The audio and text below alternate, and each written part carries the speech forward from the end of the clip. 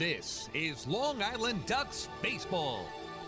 Justin Davies at the plate, the winning run at third. Crowd going nuts. Swung on, bouncing ball left side, off the mitt, up third baseman Brad Strauss. Here comes Willie Rodriguez. Justin Davies has done it again. The Ducks are one quack away from the championship. Jason Johnson makes the catch. He makes the catch, and the Long Island Ducks have swept the Camden River Sharks. They are the 2004 Atlantic League champions. Going back is Adam Bailey. He settles under it. He makes the catch. Adam Bailey makes the catch. And for a second straight year, the Atlantic League trophy will reside on Long Island. The Ducks are the Atlantic League champions. Swinging a ground ball, hit toward short, charging in his lines. He fields, throws to first. The comeback is complete. From 2-0 down in the series, the Long Island Ducks have won 3 in a row at home.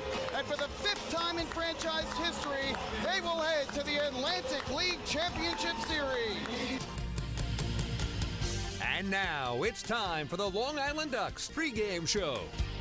We are live here at BB&T Point in High Point, North Carolina, and it is time once again for Long Island Ducks baseball. Tonight, the postseason begins. It's game number 1 of the Liberty Division Championship Series as the Long Island Ducks take on the High Point Rockers. Well, good evening, everybody. My name is Michael Pollack. I'll be bringing you the play-by-play for all of tonight's action. Thank you so much for joining us here on the Long Island Ducks Broadcast Network, coming to you at liducks.com, Facebook Live, and youtube.com/ducksbaseball. We appreciate you joining us here tonight. The High Point Rockers have been able to provide us with their camera feed of the ball game here in North Carolina, so what you are seeing will be their camera feed of all the action from tonight's ball game, and at the same time we are going to be providing you the audio to go along with that video as well. We're located here down the right field line at BB&T Point. Got ourselves a view of the field, and we are just about ready to go for baseball here in the playoffs. And for the Long Island Ducks, the postseason is not something that is unfamiliar to the flock. For Long Island, this is their 5th consecutive berth into the Atlantic League playoffs. They've made it every year since 2015, and since 2004, they have made it in 14 of the past 16 seasons. So the Ducks are very familiar with playing postseason baseball. It's almost become a formality of sorts, but they certainly always have to earn it, and boy, did they earn it this year. A franchise record 86 wins during the regular season. They went 86-54 this season, a franchise record for most wins in a single season. They won the first half in the Liberty Division. They won the second half in the Liberty Division. And now we're in the playoffs taking on a Rockers team that got in this, their inaugural season. So the High Point Rockers in their inaugural season earning a playoff berth. Tonight, obviously, will be High Point's first playoff game in franchise history, their first home playoff game in franchise history, and fans continuing to file in here at BB&T Point and excited for the Atlantic League's newest franchise to play postseason baseball for the first time. The Rockers went 74-66 in their inaugural season of play in the Atlantic League. They earned a berth into the playoffs as a wild card entry because the Ducks won both the first and the second half. They had the best record of all the non-playoff teams for the entire season at 74-66. So they are in the postseason, and these two will take the field against one another in a best-of-5 Liberty Division Championship Series. Should be a good matchup. We'll take a quick break. When we come back, I'll sit down with Ducks outfielder and hitting coach Lou Ford to talk about the upcoming series. Don't go anywhere. Baseball's coming up soon. Hey, fans. This is manager Wally Backman, and you're listening to Ducks Baseball on the Long Island Ducks Broadcast Network.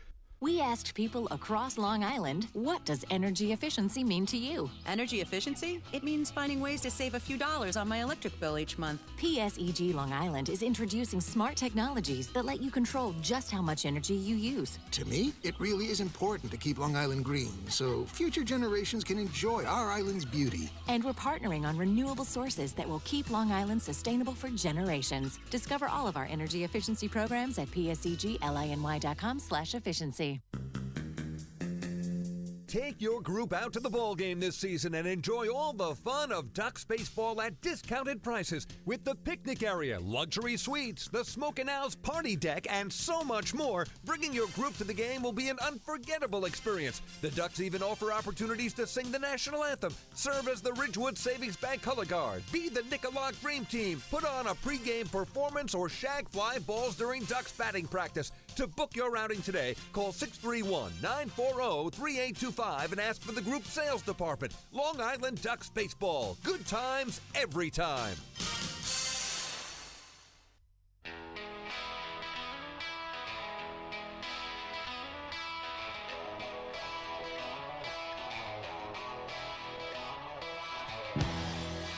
Back here at BB&T Point as we get ready for Game 1 of the Liberty Division Championship Series between the Long Island Ducks and the High Point Rockers. Prior to today's game, I caught up with 10-year Ducks veteran Lou Ford to talk about the opportunity of playing for another Atlantic League championship and a 5th consecutive trip to the postseason. Lou, you guys back in the playoffs for a 5th consecutive year, 14th time in franchise history after the grind of a long season. How exciting is it to get to this moment and get to a point where you get a chance to play for a championship? No, I'm very excited about this. This was a goal for a lot of guys at the beginning of the year, and now we got to move on from here. We got to win, take each game one at a time and set our goals forward from here. But, everybody's excited, obviously, to be here and going to give it all they have tonight. Obviously facing a team that you ended the regular season with, so there's some recent familiarity with them. Do you feel like that helps you, having just recently faced them and seen what they can do when you're going to go ahead and face them in a 5-game series? Yeah, this is a game of adjustments, and you play a team, back-to-back like this, who's going to make an adjustment. We pitched pretty well against them, but, they pitched all right too. So I think, the hitters, we need to make some adjustments. We, go out there and play good baseball. But otherwise, there is some familiarity with each of these teams. So, we'll see what happens tonight. During the regular season, they were the only team in the Atlantic League that had a winning record against you guys. After having faced them 19 times in the regular season, what is the one key you think that this team will have to take advantage of and able to win the series? Look, the biggest thing is for us to score runs. I feel like our defense is good, our pitching's good, our hitting's good, but, their pitching, they have good pitching too. So, it's going to come down to close games, and, we hopefully, make the plays we need to make and take advantage of any mistakes they have. And, I think that's what it's going to come down to. The Ducks offense is one that has had its inconsistencies at times this year, but ultimately had a pretty strong second half. You specifically had a very strong second half. What for you kind of changed from the first half and enabled you to be so successful down the stretch this year? I think a lot of guys just stepped their game up. We have a lot of players that are, in their career have hit better, including myself, than they did in the first half. And I think, they realized, hey, I need to step it up. And I think they, took it as a challenge. And, you can look down the whole roster, and I think a lot of guys stepped it up offensively in the second half, which is good to see because, we're going to need these guys here in the playoffs. Personally, for you at 43 years old to put a 300-plus batting average up, how much of an achievement was that for you personally, and what, if anything, did you work on from the first half to the second half that enabled you to hit so well? No, it is good.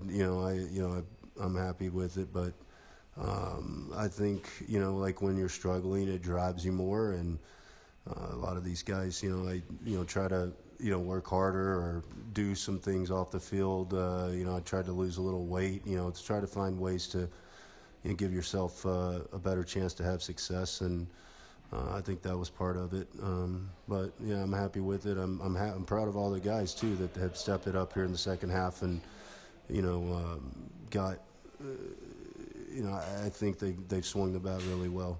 When you look at the starting pitching matchup for Game 1 on the Ducks side of things, it's going to be Darren Downs going. He's pitched extremely well for you guys this year. How much added confidence does it give you as a team knowing he's going to go out there and take the ball in Game 1? Yeah, Downs has been very steady for us this year. He's stepped up and been our ace, and kind of ran with it, and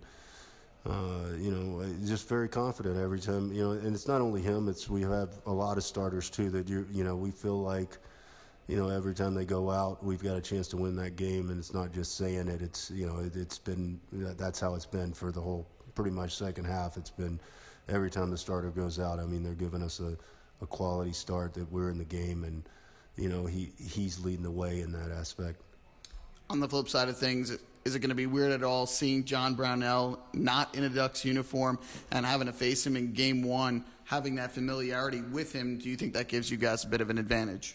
No, there's a lot of guys here or there's a few, I guess, that know Brownie, and he was with the organization a long time, and and we're still friends and everything. But you go on the field, I mean, he's going to be competing over there, and we're going to be competing over here. We have a little insight onto how he throws, but it's he's a good pitcher and he's done a long time, so I'm sure he's going to try to make some adjustments there. But I'm ready for the challenge tonight. I'm sure he is too. Thanks so much for the time, Lou. Congrats on another postseason berth, and best of luck in this series against the Rockers. All right. Thanks, Mike.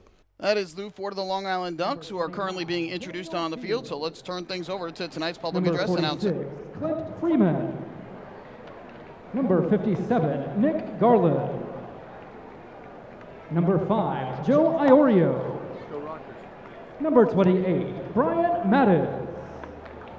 Number 34, Vin Mazzaro. Number 18, Cody Mincy. Number 27, Rob Rogers.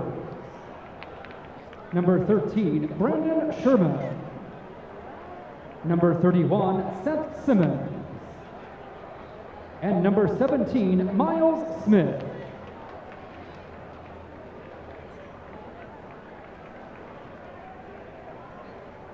And now the starting lineup for the Ducks. Leading off, center fielder, number 15, Ray Fuentes. Batting second baseman, number 2, Steve Lombardozzi. Batting third, the DH, number 20, Lou Ford. Batting cleanup, left fielder, number 11, LJ Mazzilli. Batting fifth, the catcher, number 37, Hector Sanchez.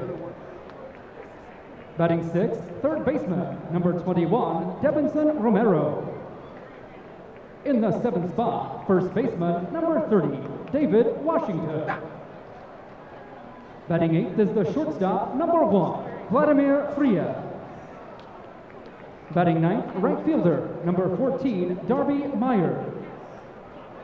And on the mound for Long Island, number 23, Darren Dow. Ladies and gentlemen, your Long Island Ducks.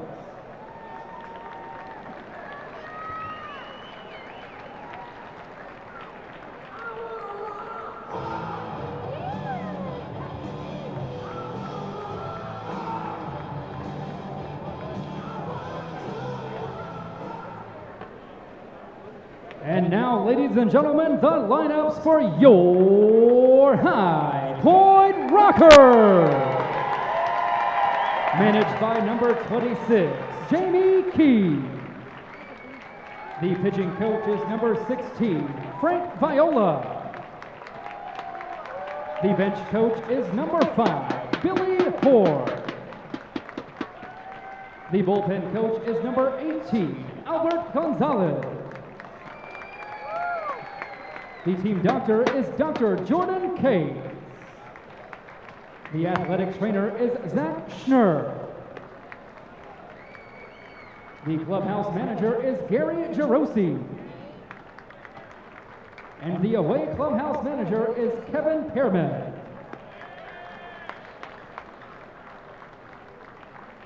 The reserves for High Point, number 36, Edwin Carr. Number 14, Brian Clark. Number 15, Trevor Frank. Number 44, Kyle Halbo.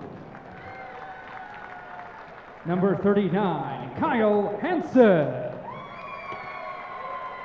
Number 32, Chase Hutchinson. Number 13, Lucas Irvine. Number 24, Dusty Isaac. Number 12, Matt Jones. Number 20, Ryan Kelly. Number 9, Tyler Ladendorf. Number 2, Frank Nigro. Number 23, Chris Pennell. Number 3, Vio Sergi Rosa. Number 40, Sam Rania. Number 27, Matt Sergey. And number 48, Craig Stiff. And number 34, Joe Van Meter.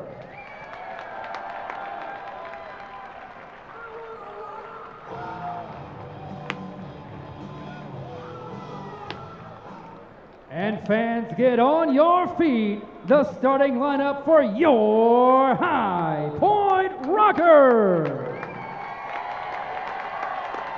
Leading off, first baseman, number 65, Stephen Cardulo. Batting second, second baseman, number 4, Michael Russell. Batting third, third baseman, number 6, Hector Gomez. Batting cleanup, the DH, number 22, Quincy Lattimore. Batting fifth, left fielder, number 8, Richie Schaefer. Batting sixth, right fielder, number 29, Jared Mitchell. In the seventh spot, center fielder, number 11, Miles Schroeder. Batting eighth, the catcher, number 33, John Nestor. Batting ninth is the shortstop, number 1, Giovanni Alfonso. And on the mound for High Point is number 7, John Brownell. Ladies and gentlemen, your High Point Rockers. So there you have it. The Long Island Ducks and the High Point Rockers have both been introduced here tonight at BB&T Point. Always a thrill to see the two teams getting lined up on the first and third base lines. Of course, the Ducks on the third base side, the Rockers on the first base side, and an historic night here in North Carolina in High Point, as it is the first playoff game here in Rocker history. We'll turn things back over down to the field for today's national anthem. Home and abroad. And join us in the singing of our national anthem, performed tonight by Reverend Frank Thomas.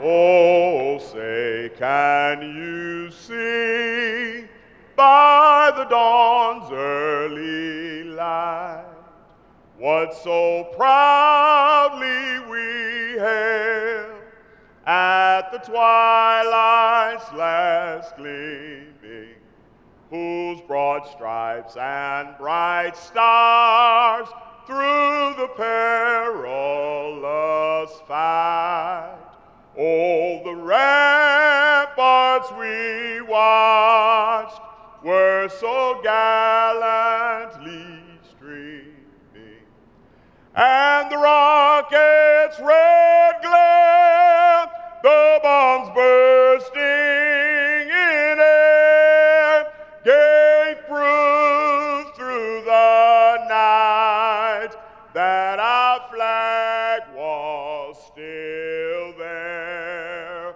Oh, say does that star-spangled banner yet wave?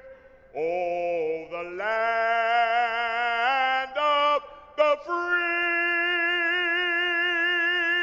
and the home of the brave. Rockers fans, let's hear it for Reverend A very nice Thomas. performance of tonight's national anthem here at BB&T Point, We are moments away from baseball. Game 1 of the Liberty Division Championship Series between the Ducks and the Rockers. We'll take a break. When we come back, we'll preview tonight's pitching matchup, and then we'll have the starting lineups and the first pitch. Hey fans, this is pitching coach Rick Tomlin, and you're listening to Ducks Baseball on the Long Island Ducks Broadcast Network. Going way back is Joe Holden, and he is looking up, and that one is headed to field 5 at Robert Moses. The waves are gnarly, and the Ducks have tied it at 1. That was another home run for the Ducks. And Duck fans, what's more fun than a home run that helps the Ducks win a game? How about a homer that helps the community win? Chappie's Funeral Home and the Long Island Ducks have once again teamed up for the Chappie's Home Run Challenge. If the Ducks hit 100 homers this season, Chappie's Funeral Home will donate $5,000 to the Quackerjack Foundation. So every time a Ducks hitter goes deep this season, watch for the Chappie's Challenge home run count on the scoreboard. And if we reach 100, we're all a winner. Chappie's Funeral Home, where caring for others is a family tradition. Can't get enough of the Long Island Ducks? Well, now you can get even more inside info on your favorite hometown team through Facebook and Twitter. The Ducks are constantly updating fans through social media with scores, transactions, ballpark promotions, and much more. You can even win great prizes. All you'll need to do is make a free account on Facebook and Twitter, and then visit us at facebook.com/LIDucks and twitter.com/LIDucks. Think you're Long Island's biggest Ducks fan? Get connected now.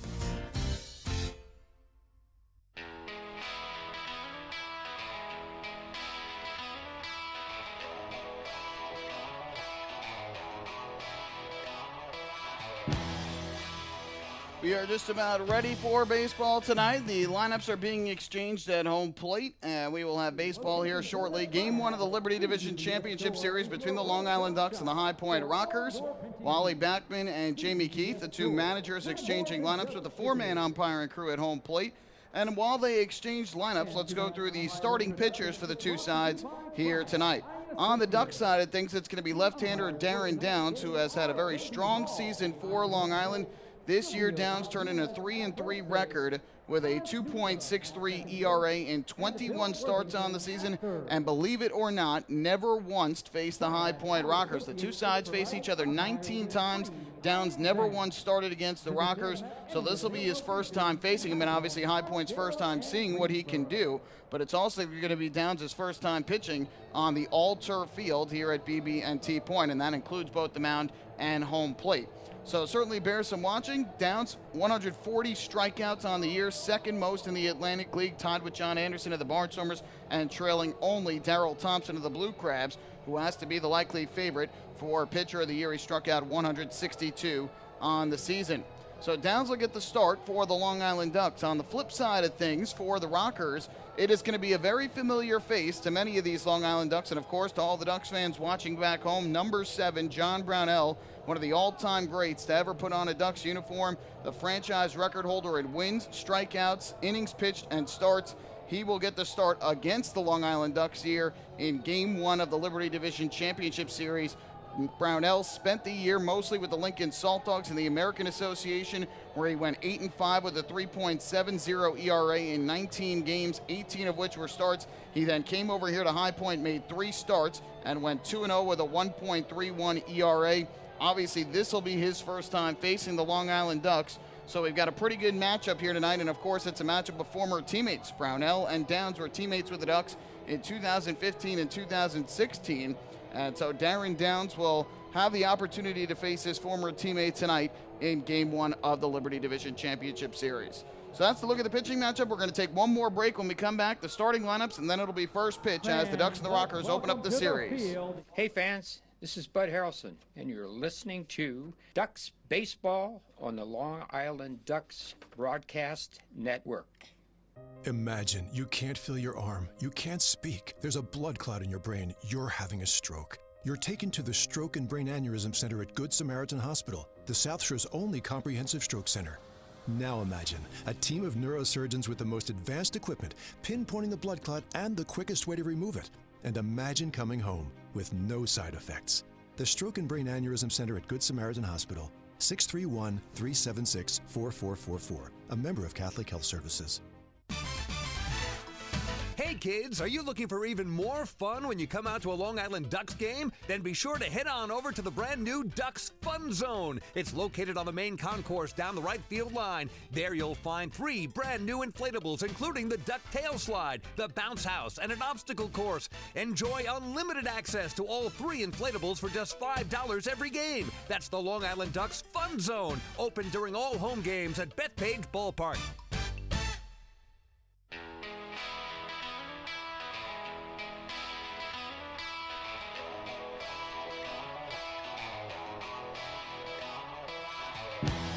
John Brownell going through his warm-up tosses for the High Point Rockers. Let's go through the starting lineups for tonight's game. And for the Long Island Ducks, this is the lineup that will face John in Game 1 of the LDCS. Ray Fuentes will lead things off. He will play center field for the Ducks. Batting second at second base, Steve Lombardozzi. Lou Ford is the designated hitter. He will bat in the number 3 hole. And in the cleanup spot for the Ducks is their left fielder, LJ Mazzilli.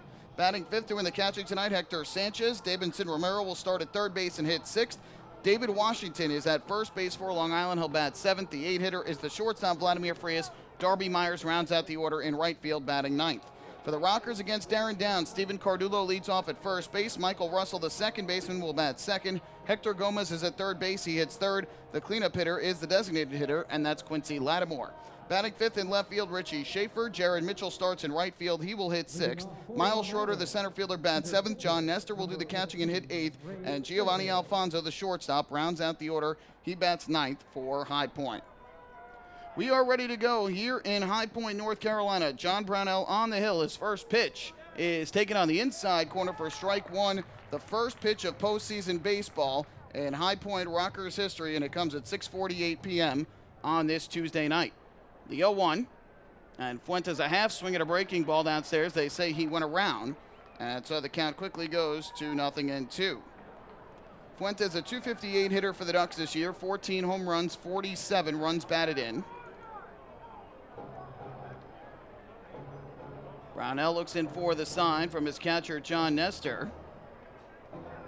And Fuentes steps out, so they will go through the signs once again. Now the 0-2. And Fuentes fouls one off, just getting a little piece of it. So we'll do it again at no balls and 2 strikes. Again, what you're seeing is the High Point Rockers video feed, which they have provided us with here as we broadcast from down the right field line at BB&T Point. They're visiting broadcast setup, but you do see the video that they have their multi-camera broadcast. Fastball here, taken upstairs for ball 1. And that'll move the count to 1-2 on Fuentes.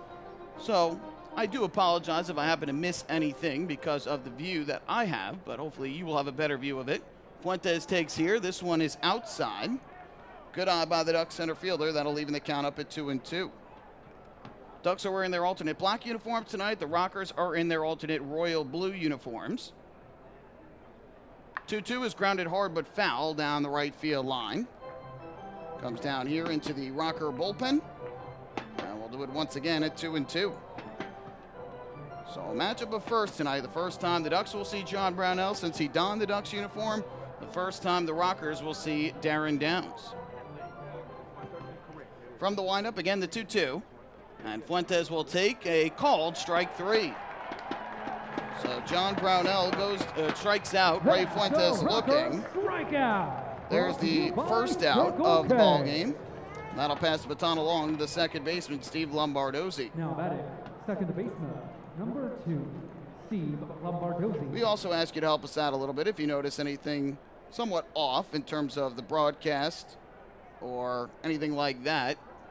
Please let us know in the comment section. Steve Lombardozzi takes a first pitch strike.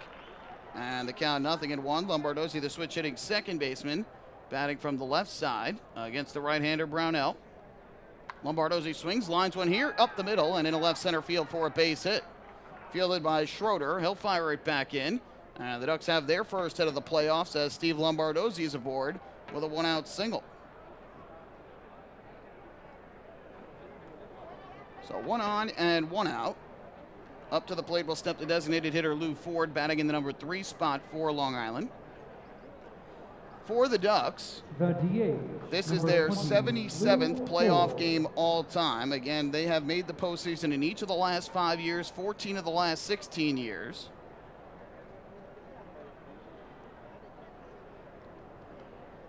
First pitch coming from Brownell to Ford. And that taken downstairs for ball one. These two were teammates for quite a while. Not in 2012 because Ford was not with the Ducks at the end of that season. Ford here, a ground ball hit toward second. Fielded, flipped to short, one on to first, double play. So after the single by Lombardozzi, Ford grounds into a 4-6-3 inning-ending double play as that retires the side in the top of the first. So for Long Island, no runs. They get one hit and leave the bases empty. After a half inning, it's the Ducks nothing and the Rockers coming up to bat. Hey fans, this is outfielder and hitting coach Lou Ford, and you're listening to Ducks Baseball on the Long Island Ducks Broadcast Network. Sayville Ford, the no-fees dealer, has been family-owned and operated since 1957. Their state-of-the-art facility features a spacious showroom with a giant inventory of new, pre-owned, and commercial vehicles. Plus, every vehicle comes with a 10-year, 100,000-mile powertrain limited warranty. Some exclusions apply. And their service department is open from 6 a.m. to 1 a.m. with enclosed service drives for your convenience and comfort. Sayville Ford, Long Island's Ford Giant, is conveniently located off exit 50 on Sunrise Highway or online at SayvilleFord.com. Have your birthday at the ballpark this season and celebrate with the flock. Kona Ice birthday party packages with the Long Island Ducks are now available. Each package includes 10 box seats, a commemorative birthday t-shirt, and autographed baseball. Refreshments including hot dogs, chips, cupcakes, frozen ice treats, and so much more. Best of all, the birthday child will stand on the dugout while the entire crowd sings happy birthday. Reserve your party today by calling the group sales department at 631-940-3825. Kona Ice birthday parties with the Long Island Ducks, a once-in-a-lifetime experience.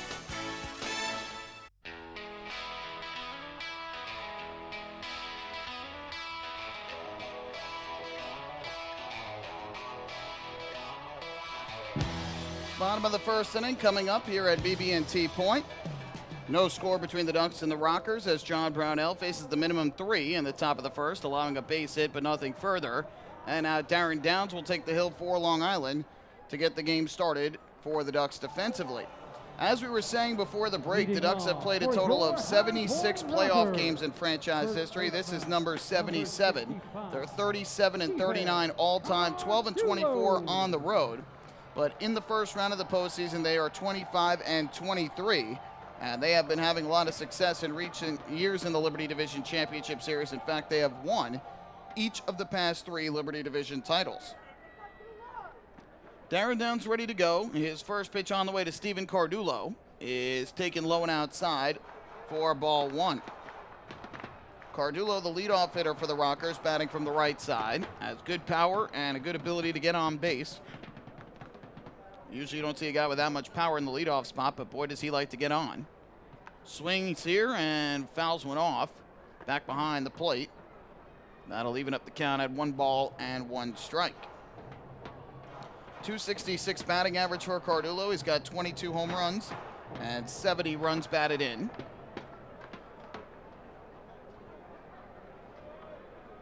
Downs with a 1-1. Breaking ball taken. This one just off the outside corner. And that moves the count to 2 balls and 1 strike. The Cardulo, Russell, and Gomez to get things started in this predominantly right-handed hitting High Point lineup. 2 ball, 1 strike pitch. Swings and fouls this one off, well upstairs and out of play. And that'll even up the count at 2-2. Fans still filing in. Not a bad crowd here tonight. Certainly not a completely packed house, but especially in between the bases. Lots of seats in the seating bowl in this nice and cozy ballpark that just opened up in May actually of this year. Downs with a 2-2, and Cardulo grounds one foul to the third base side. Grabbed by Jamie Keefe. He'll flip it back over towards the Ducks dugout. Ballpark seats a little over 4,000. They list the capacity at 4,500 here at BB&T Point. Many fans up on the concourse as well, enjoying the game from some VIP boxes they have and a standing room section they have from directly behind home plate. 2-2 here is cut on and miss for strike 3. Good fastball up and away. So Darren Downs picks up his first strikeout of the night. Second baseman. Just like that, one away here in the bottom of the first. Michael Russell. That'll bring Michael Russell up to the plate, who bats in the number 2 spot. He's the second baseman for High Point. Ducks last year, a 3-2 series win over Somerset in the Liberty Division Championship Series. Fastball from Downs, taken for a strike, count 0-1. And something different for the first time in quite a while, as the Ducks are facing an opponent that is not Somerset in the first round of the playoffs. Fastball is up and away, 1-1. Ducks have faced the Patriots every year in the first round of the postseason in each of the past 4 years, losing in 2015, winning each of the last 3. 1-1 is hit on the ground towards the middle. The shortstop, Vladimir Frias, fields his throw to first, and it is just in time to retire Michael Russell for the second out of the inning.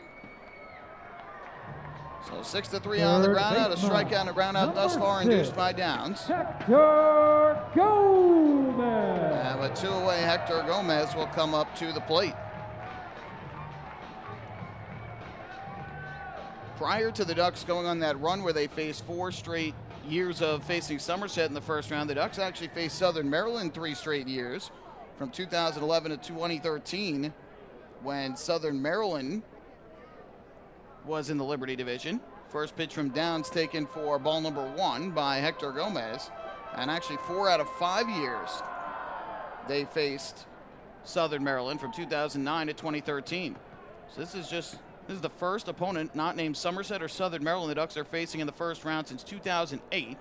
Another pitch out of the zone from Downs, and it's quickly 2-0. And obviously, this being High Point's first ever season of play, this is the first time these two teams are facing in the playoffs.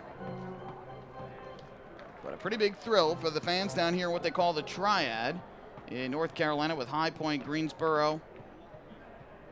Pitch on the way, Winston-Salem. Gomez swings and misses. Good fastball from Downs. That'll move the count to 2-1. So with Winston-Salem, Greensboro, and High Point, that makes up the Triad. And they get the opportunity to witness some postseason baseball here with the Rockers in their first season of play. Had a very nice year this year, going 74-66. Better in the first half than the second half. Downs is 2-1. Gomez takes a fastball. This one misses inside. That'll move the count to 3-1.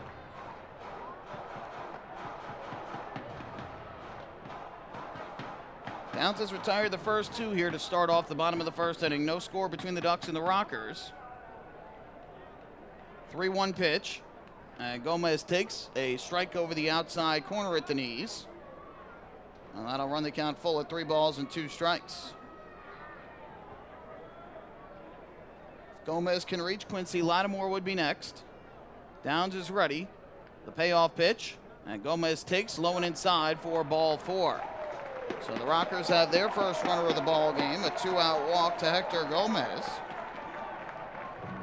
He'll make his way down to first, and up to the plate will step up Quincy Lattimore. 22, Quincy Lattimore.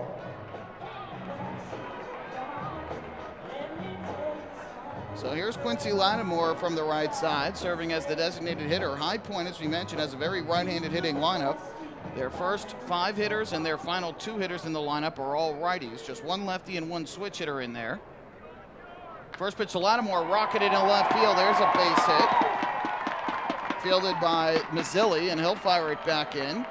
And High Point with a little something brewing with 2 outs in the first, a walk and a single. And they've got 2 on with 2 outs for Richie Schaefer. Richie Schaefer.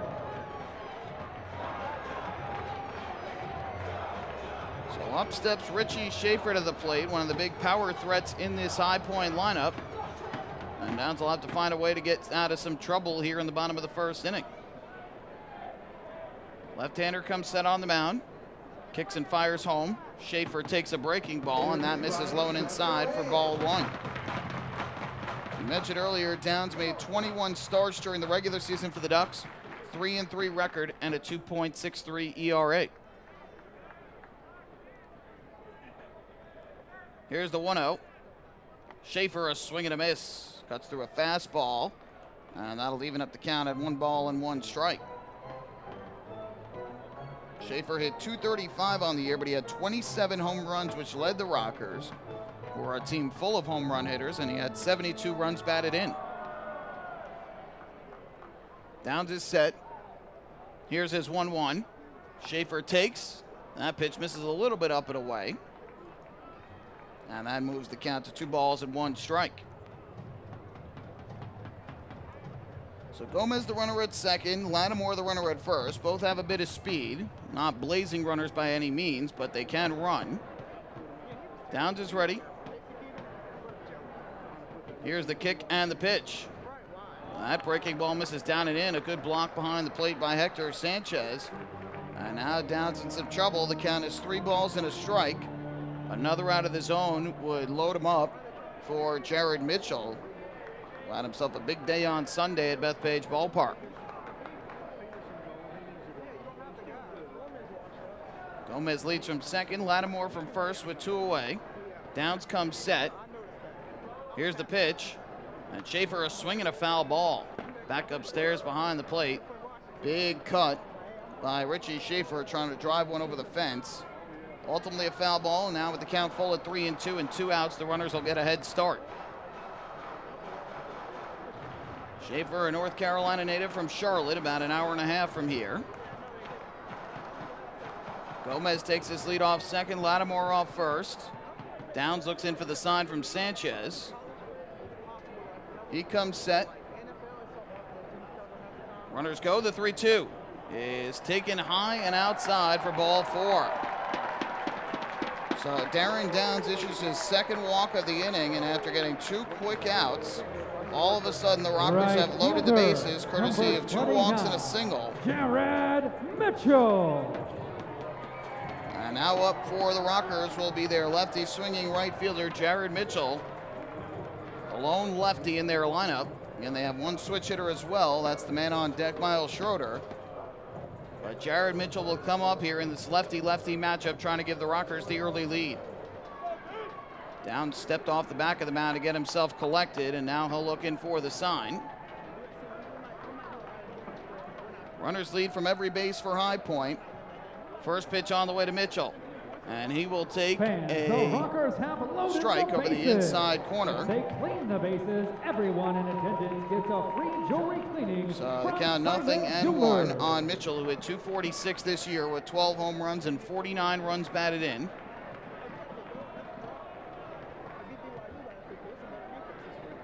Downs is 0-1. Mitchell swings and fouls off the pitch down the left field line, I believe. And that'll run the count quickly to 0-2. So Downs quickly gets ahead in the count here on Jared Mitchell after walking Richie Schaefer. Gomez at third, Lattimore at second, Schaefer at first with 2 down.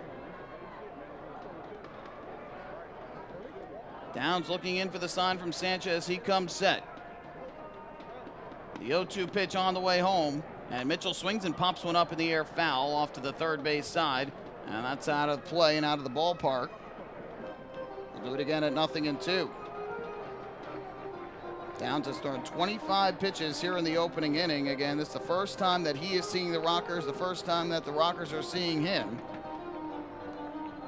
So it'll take some accustom for both sides to get used to. For Downs, more so the mound, and for the Rockers, what he throws. Once again, the 0-2. And Mitchell swings and misses for strike 3. Nope, he fouled it off. My mistake. Again, it is a little bit tough for us to see from down here on the right field line. And I guess he did just get a little piece of it. So we'll have another 0-2 coming up in this at bat.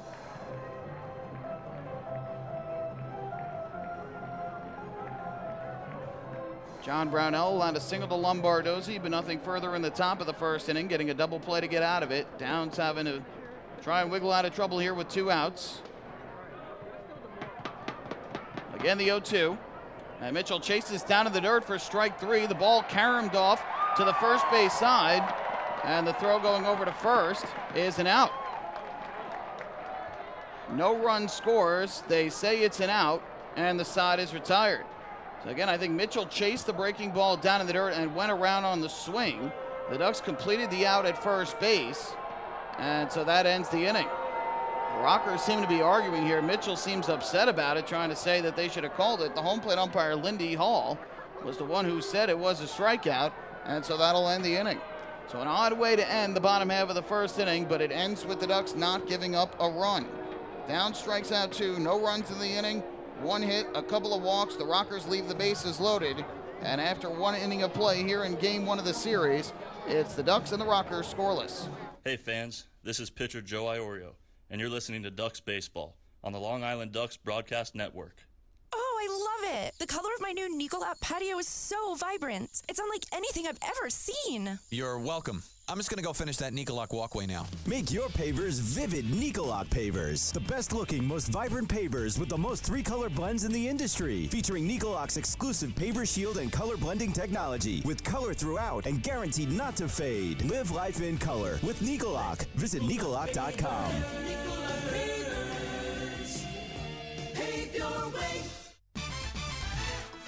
Hey kids, are you looking for even more fun when you come out to a Long Island Ducks game? Then be sure to head on over to the brand new Ducks Fun Zone. It's located on the main concourse down the right field line. There you'll find 3 brand new inflatables, including the Duck Tail Slide, the Bounce House, and an obstacle course. Enjoy unlimited access to all 3 inflatables for just $5 every game. That's the Long Island Ducks Fun Zone, open during all home games at Bethpage Ballpark.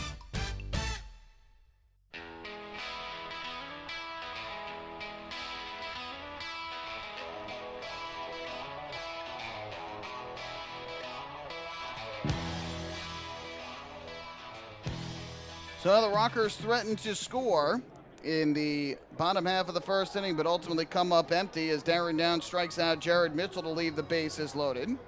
We make our way to the second inning here in North Carolina. Scoreless ball game, and for the Ducks, L.J. Mazzilli, the left fielder, will get things started.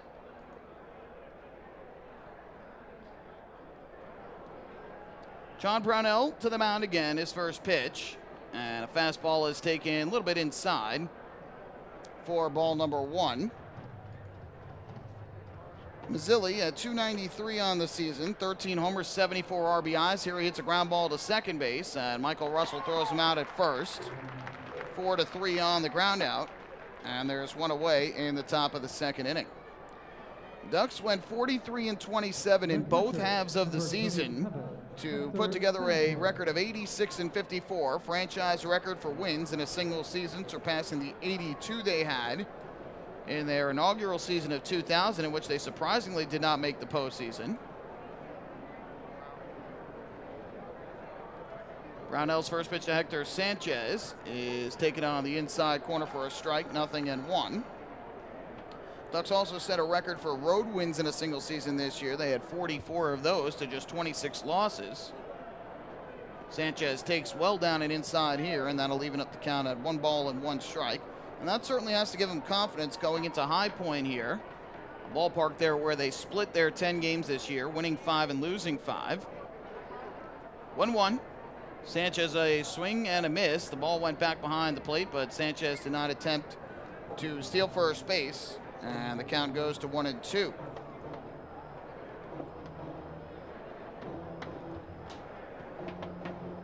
So ultimately the Ducks, a very successful year in all facets of their game.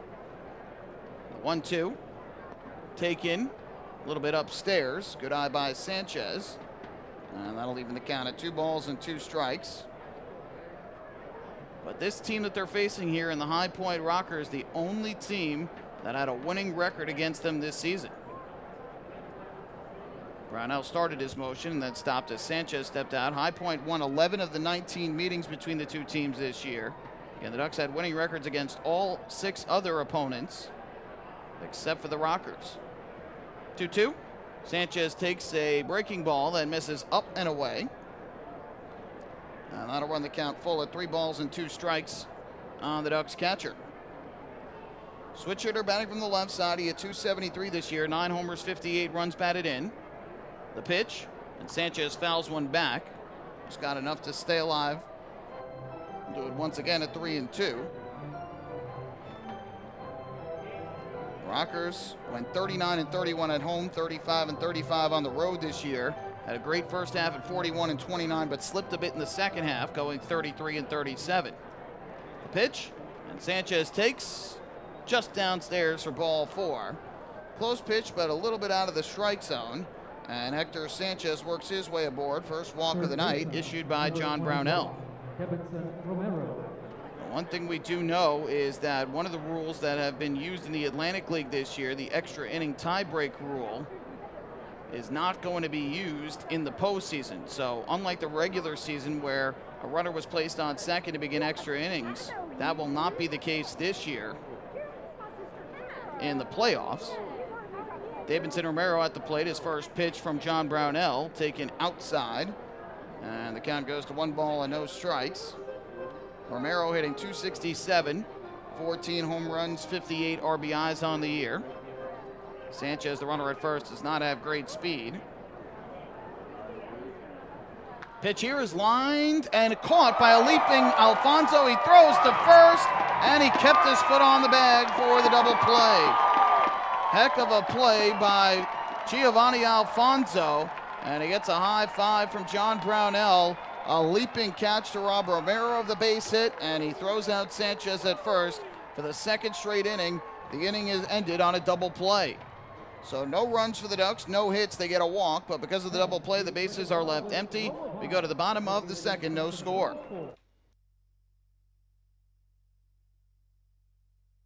Hey fans, this is infielder David Washington, and you're listening to Ducks Baseball on the Long Island Ducks Broadcast Network.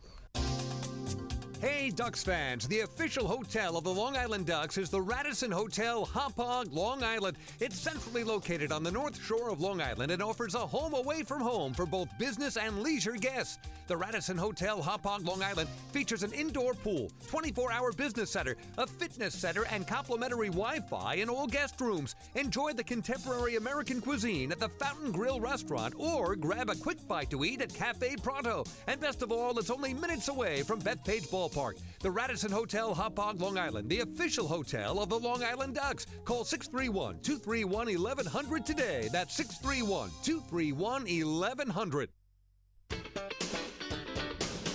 Baseball fans, the Long Island Ducks mobile app has officially arrived. Powered by Clear Vision Apps, it's your one-stop shop for all things Ducks baseball. Buy tickets straight from your mobile device. Receive game status updates with push notifications. Check out up-to-the-minute news and scores and interact with the Ducks on social media. Best of all, it's free. Download the Ducks mobile app today by visiting the App Store on your Apple-powered device or Google Play on your Android-powered device. The Long Island Ducks mobile app, with you wherever you flock to.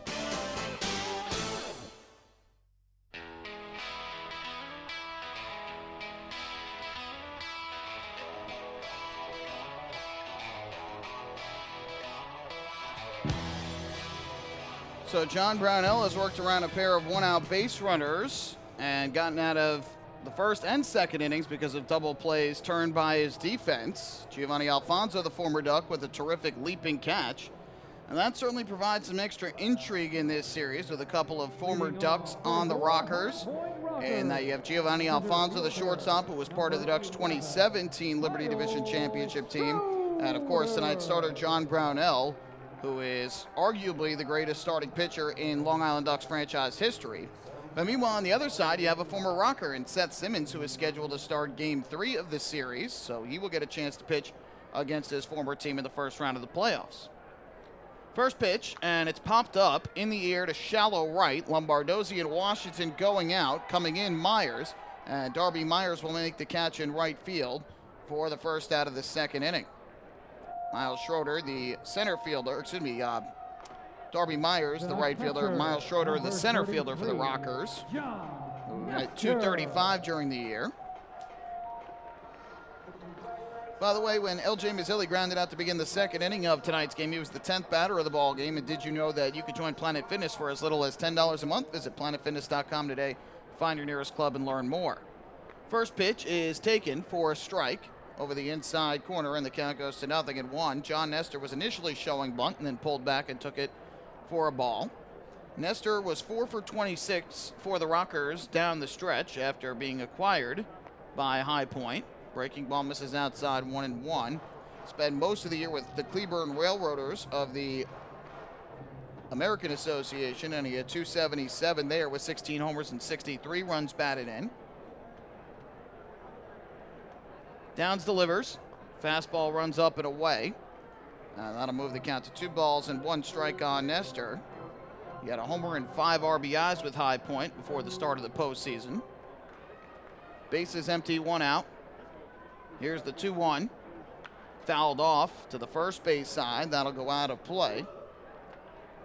And that'll even up the count at 2-2 strikes. Beautiful night for baseball, by the way, here in High Point. Just nice warm temperatures during the course of the day, up in the mid-80s. Just really gorgeous weather down here in North Carolina. 2-2 cut on and foul tipped, and unable to secure it was Sanchez, so the at-bat will continue. Nestor just caught a piece of it, and Sanchez couldn't squeeze it in his glove.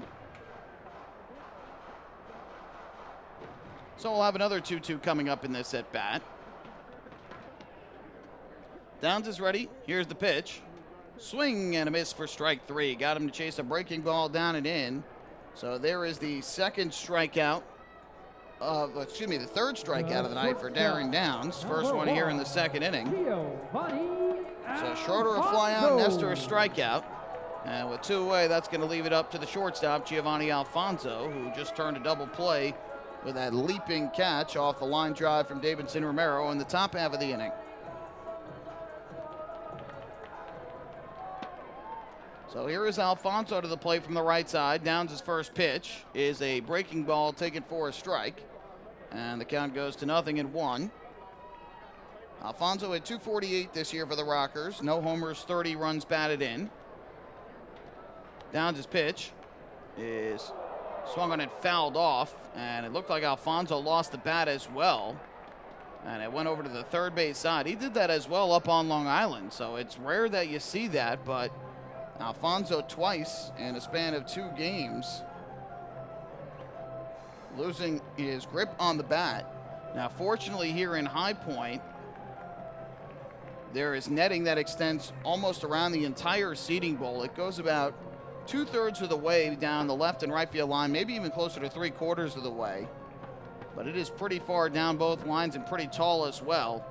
And it's a very tough on a line drive for the ball to go anywhere near the seating bowl unless you're all the way down the left or right field lines. So we'll have an 0-2 pitch here from Downs to Alfonso as the Ducks left-hander tries to work a 1-2-3 second inning. Downs is set, kicks and fires, and Alfonso bunts towards the first base side of the mound. Past Downs, throw from Alfonso, not in time. Downs can't believe it. And he angrily reacts towards Silvio Martinez, the first base umpire. Threw his hands in the air, screamed at him. Downs is still looking at him and trying to make his point known. Steve Lombardozzi is also heated, and he's making his point known to Silvio Martinez. He's got to be careful. You don't want to get ejected this early in a postseason game. But boy, that was a close play at first. A bunt by Alfonso past the diving try of Downs towards second base. And Lombardozzi raced in, made a great play, but ultimately the throw was ruled to be just late. And so Giovanni Alfonso is aboard with a 2-out bunt single. Downs readjusting the lower half of his uniform after making that diving attempt at the bunt. Perhaps knocked his belt buckle loose, so Downs still working upon that. Alfonso is aboard with High Point's second hit of the ball game. And he's got some speed, 13 steals on the year, though he was caught 7 times. So Downs will get himself reset on the mound. Washington will hold on the runner at first base.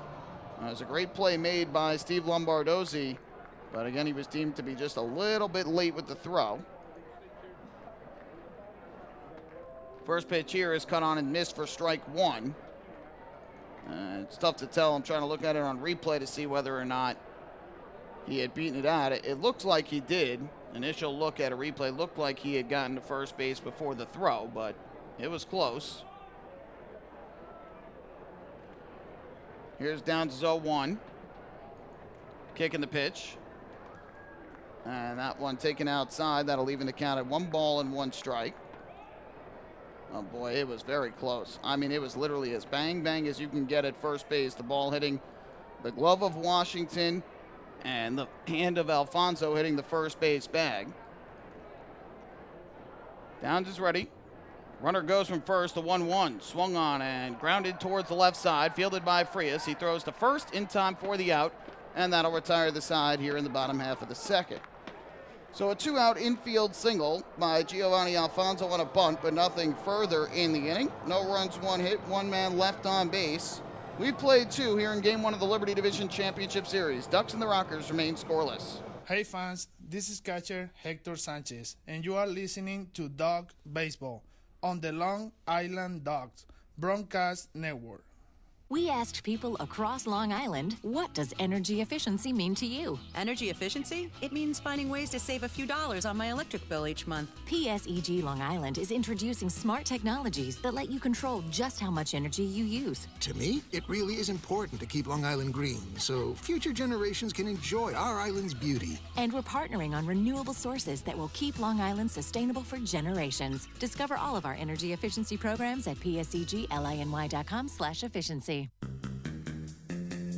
Take your group out to the ball game this season and enjoy all the fun of Ducks baseball at discounted prices with the picnic area, luxury suites, the Smokin' Owls party deck, and so much more. Bringing your group to the game will be an unforgettable experience. The Ducks even offer opportunities to sing the national anthem, serve as the Ridgewood Savings Bank color guard, be the Nickalock Dream Team, put on a pregame performance, or shag fly balls during Ducks batting practice. To book your outing today, call 631-940-3825 and ask for the group sales department. Long Island Ducks Baseball. Good times every time.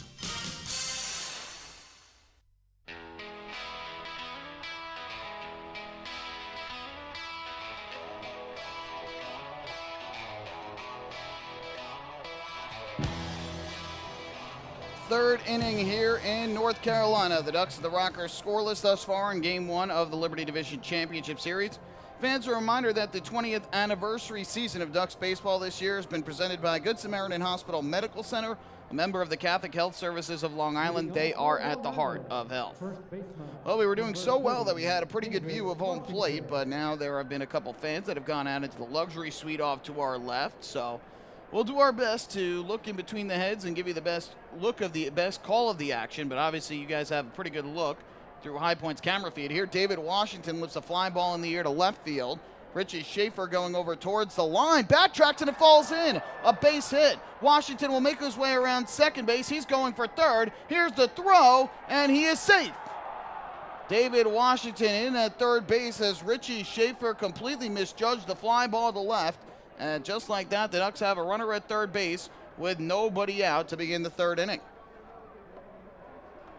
A high twisting fly ball to left. It looked like Schaefer didn't even touch it. It appeared as though he had overrun it and then trying to backtrack on it, missed it, and it landed in left field and caromed in a foul ground.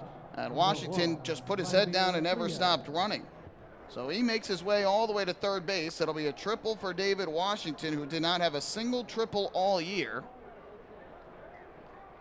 And now the shortstop Vladimir Frias will come up to the plate. A switch hitter batting from the left side. First pitch, Frias will take. And that fastball hit the inside corner for a strike. So the count goes to 0-1. Frias a .237 hitter this year with 8 homers and 34 runs batted in.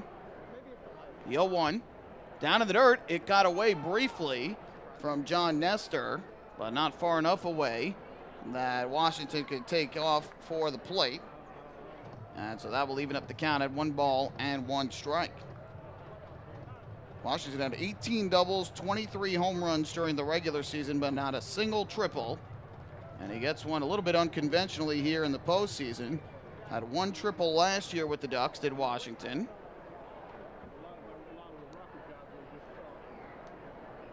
Brownell looks in for the sign and comes set. Here's the 1-1. Frias a swing and a line drive.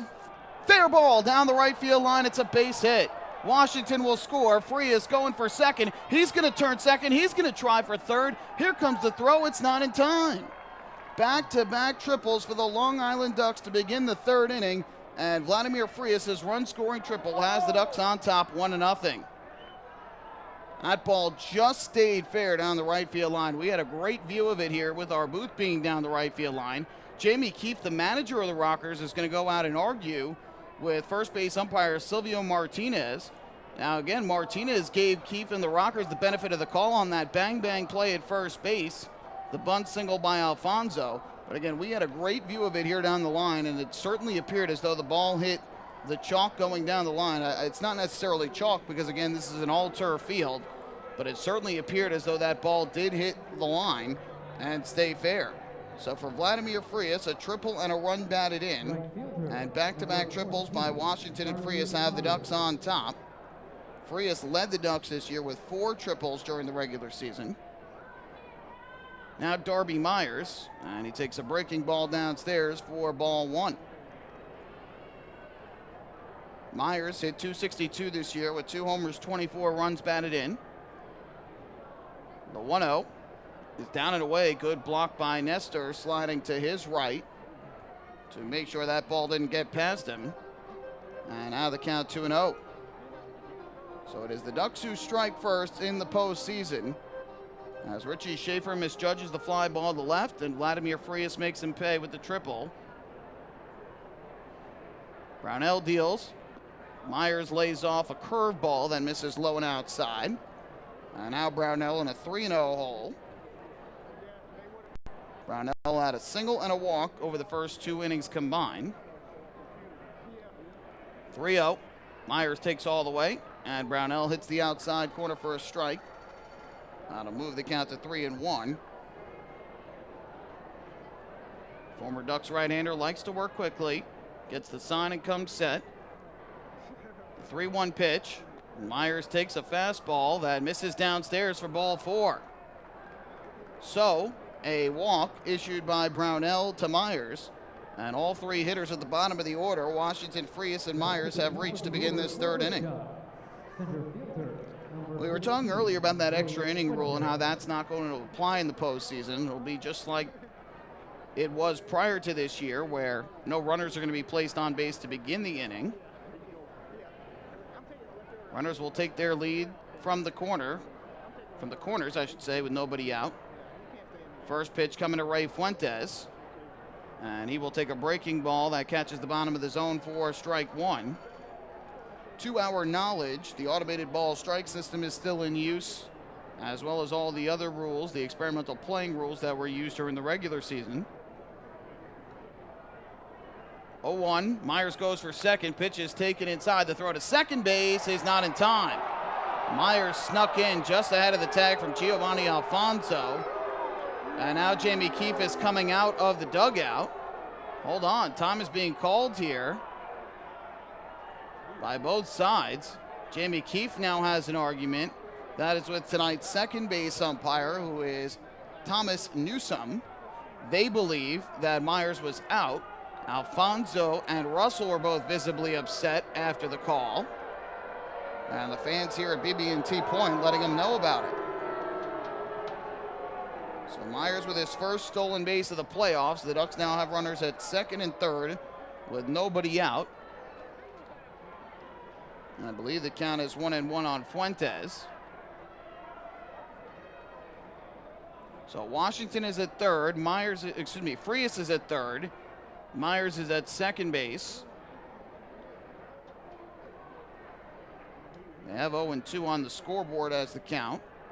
And the pitch here is taken down and in for ball 1 by Ray Fuentes. So twice here in the inning, arguments from Jamie Keefe, the manager of the Rockers, first on the ball down the right field line by Frias, and now on the call at second on the Myers steal. Here's the pitch, and Fuentes will take inside, as that will even up the count at 2 balls and 2 strikes.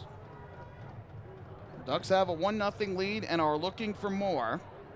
Frias at third, Myers at second, both with good speed and nobody out in the inning. Brownell now with a long look in, steps off, and he'll go through the signs again with Nestor. 2-ball, 2-strike count on Fuentes. Brownell set at the belt. Here's the pitch. And Fuentes grounds one foul. A big curveball from Brownell. And Fuentes just got a little piece of it to stay alive. So again, to our knowledge, all those experimental rules are still in play here in the postseason. The automated ball strike system is still in use. But the extra inning rule, which was said before the year that it would not be used to determine playoff games, is not being used.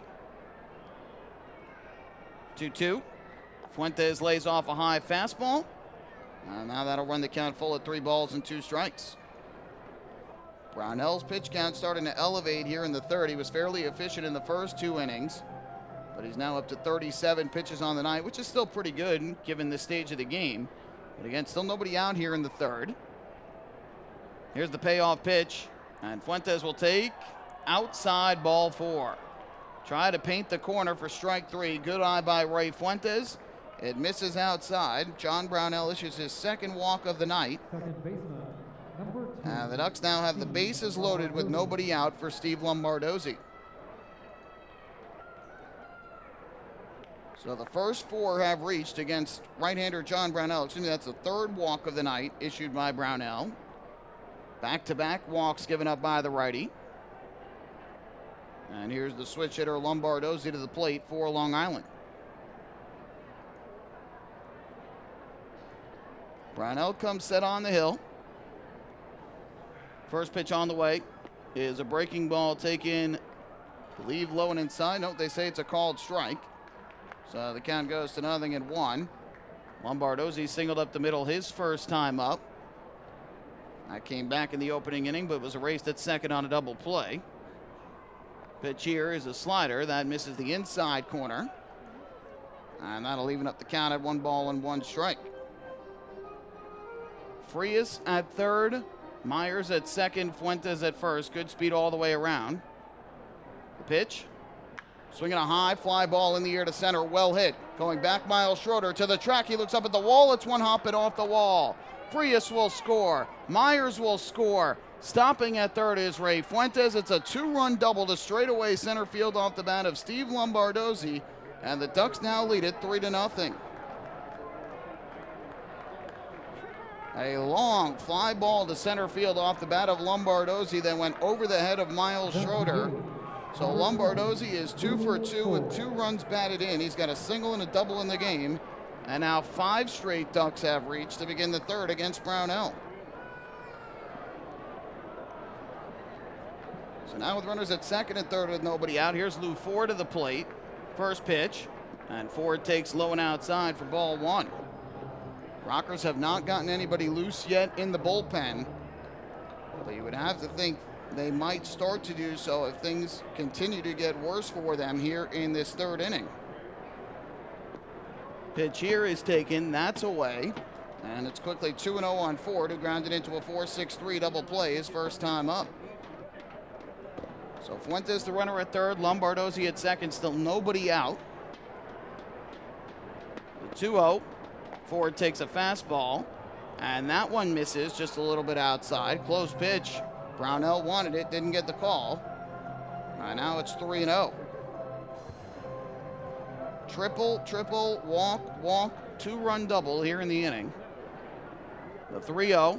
Ford takes, and that one is outside for ball 4. Another close pitch, but another one off the corner. Third walk of the inning issued by John Brownell, 4th of the night. And the Ducks reload the bases. Runners at every base here with nobody out.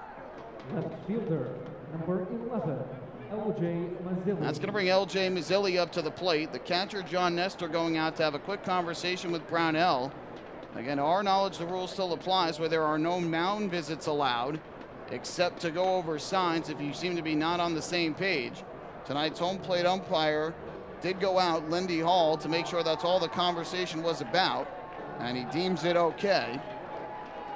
So, back to the dugout, or back behind the plate, goes Nestor. And now runners at every base for the Ducks. With that, the Rockers will get somebody loose in their bullpen. Trevor Frank, the righty, is going to start to get loose. First pitch here, and Mazzilli takes a strike over the outside corner belt high. And the count 0-1. Mazzilli with the ground out to second his first time up. Runners at every base for the Ducks. Nobody out. 3 already in here in the third inning. And now Brownell steps off, and he'll go through the signs again. Mazzilli led the Ducks with 74 RBIs during the year. He had 293. The 0-1. Swinging a high pop-up in the air to shallow right. Jared Mitchell lining it up. He's going to make the catch. Tagging at third is Fuentes. He's going to try and score. The throw to the plate. Not in time. Ray Fuentes slides in there easily. Excellent hustle from the Ducks center fielder. It's a sac fly and an RBI off the bat of L.J. Mazzilli, and the Ducks lead is 4. So for L.J. Mazzilli, his first RBI of the postseason. Fuentes scores from third on the play. Lombardozzi remains at second, Ford at first. Brownell gets the first out of this third inning. And now with runners at first and second and 1 man out, here's the 8th batter of the inning for the Ducks. It is their switch-hitting catcher, Hector Sanchez. First pitch, and Sanchez takes a breaking ball that misses down and in for ball number 1. Sanchez drew a walk his first time up in the second and then was doubled off of first base on that line drive by Romero. 1-0. Swings and it's a ground ball towards second. This should be 2. They flipped a short 1 on a first double play. So the Rockers are able to turn the 4-6-3 double play, and that'll put an end to the third inning. But the Ducks have done some damage here against the Rockers. They send 8 men to the plate in the inning. They score 4 runs on a total of 3 hits and 3 walks issued by John Brownell. Rockers fans. There were no errors in the inning, and the Ducks ultimately leave 1 on base. We have played 2.5 innings here in game 1. It's now the Ducks 4 and the Rockers nothing. Hey fans, this is outfielder Daniel Fields, and you're listening to Ducks Baseball on the Long Island Ducks Broadcast Network.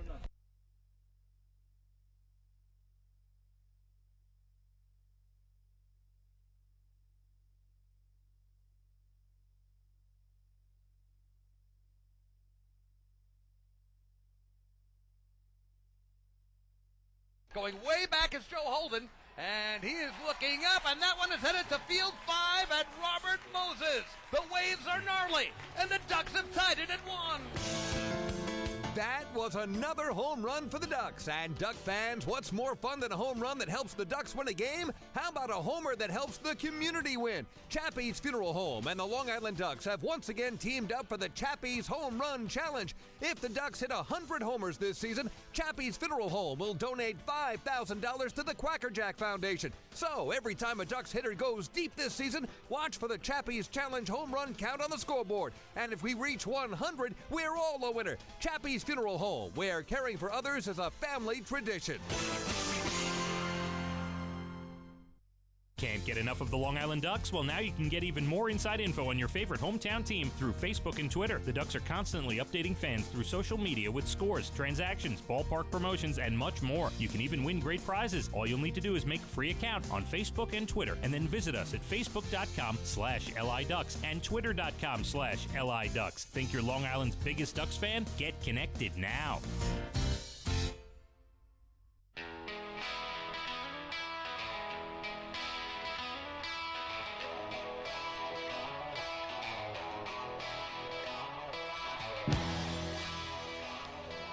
Well, it is the Ducks who strike first in the Liberty Division Championship Series. They send 8 men to the plate in the third inning. They score 4 runs, and they've got a 4-0 lead over High Point. Darren Downs' first pitch is taken for a strike by Rockers second baseman Michael Russell. The count 0-1 as Russell leads off in the third inning.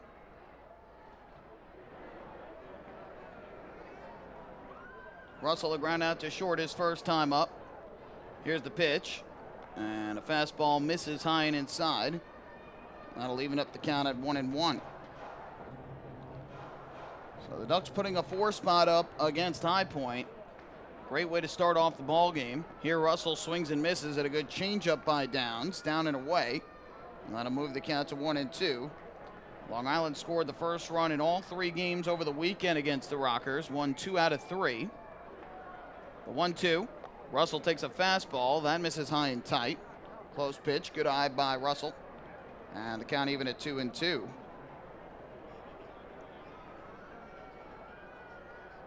Downs looks in for the sign. Here's the pitch. Ground ball hit to the right side, right at David Washington. He'll take it to the bag himself in time for the out. And there's one away here in the bottom of the third inning. Third baseman. So the Rockers, meanwhile, have turned 3 double plays in this game. One in each of the first 3 innings, each one to end the inning. But ultimately, the double play that ended the top half of the third inning came after the 4 runs that the Ducks pushed across. And it all started with that fly ball to left by Washington that Richie Shaver completely misjudged, overran, and it landed for the base hit.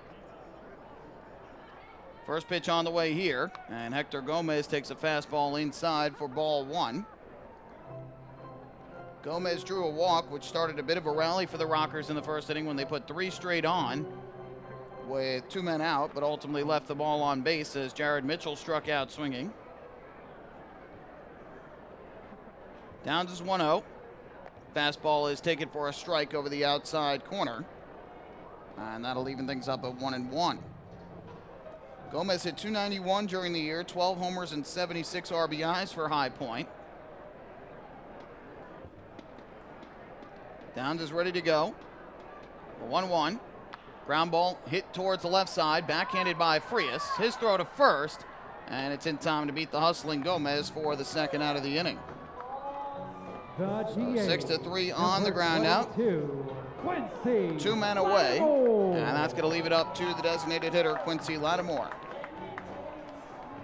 So that double play that ended the third was the 15th out of the ball game. Did you know that a 15-minute phone call to Geico could save you 15% or more on your car insurance? First pitch on the way here from Downs to Lattimore is taken inside for ball 1. Get a free quote today. Call 1-800-947-AUTO. That's 1-800-947-AUTO. Or visit geico.com. 1-0 pitch. Popped him up in the air to center field. Moving over towards right center is Ray Fuentes. He'll make the catch, and that will retire the side. So a shutdown inning for Darren Downs after the Ducks put up the 4 spot. Downs gets 2 groundouts and a flyout, which means it is a PSEG Long Island energy efficient inning. With energy efficiency programs from PSEG Long Island, saving on your electric bill is also as easy as 1, 2, 3. Visit PSEGLINY.com/save money. It's just one more way PSEG Long Island is making things work for you.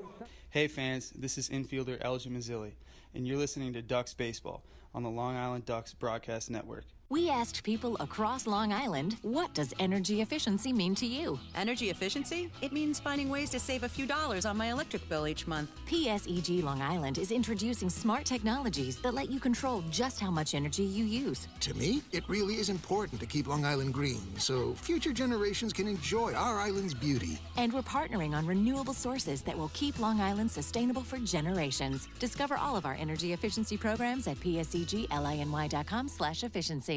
Imagine you can't feel your arm, you can't speak. There's a blood clot in your brain. You're having a stroke. You're taken to the Stroke and Brain Aneurysm Center at Good Samaritan Hospital, the South Shore's only comprehensive stroke center. Now imagine a team of neurosurgeons with the most advanced equipment, pinpointing the blood clot and the quickest way to remove it. And imagine coming home with no side effects. The Stroke and Brain Aneurysm Center at Good Samaritan Hospital, 631-376-4444, a member of Catholic Health Services.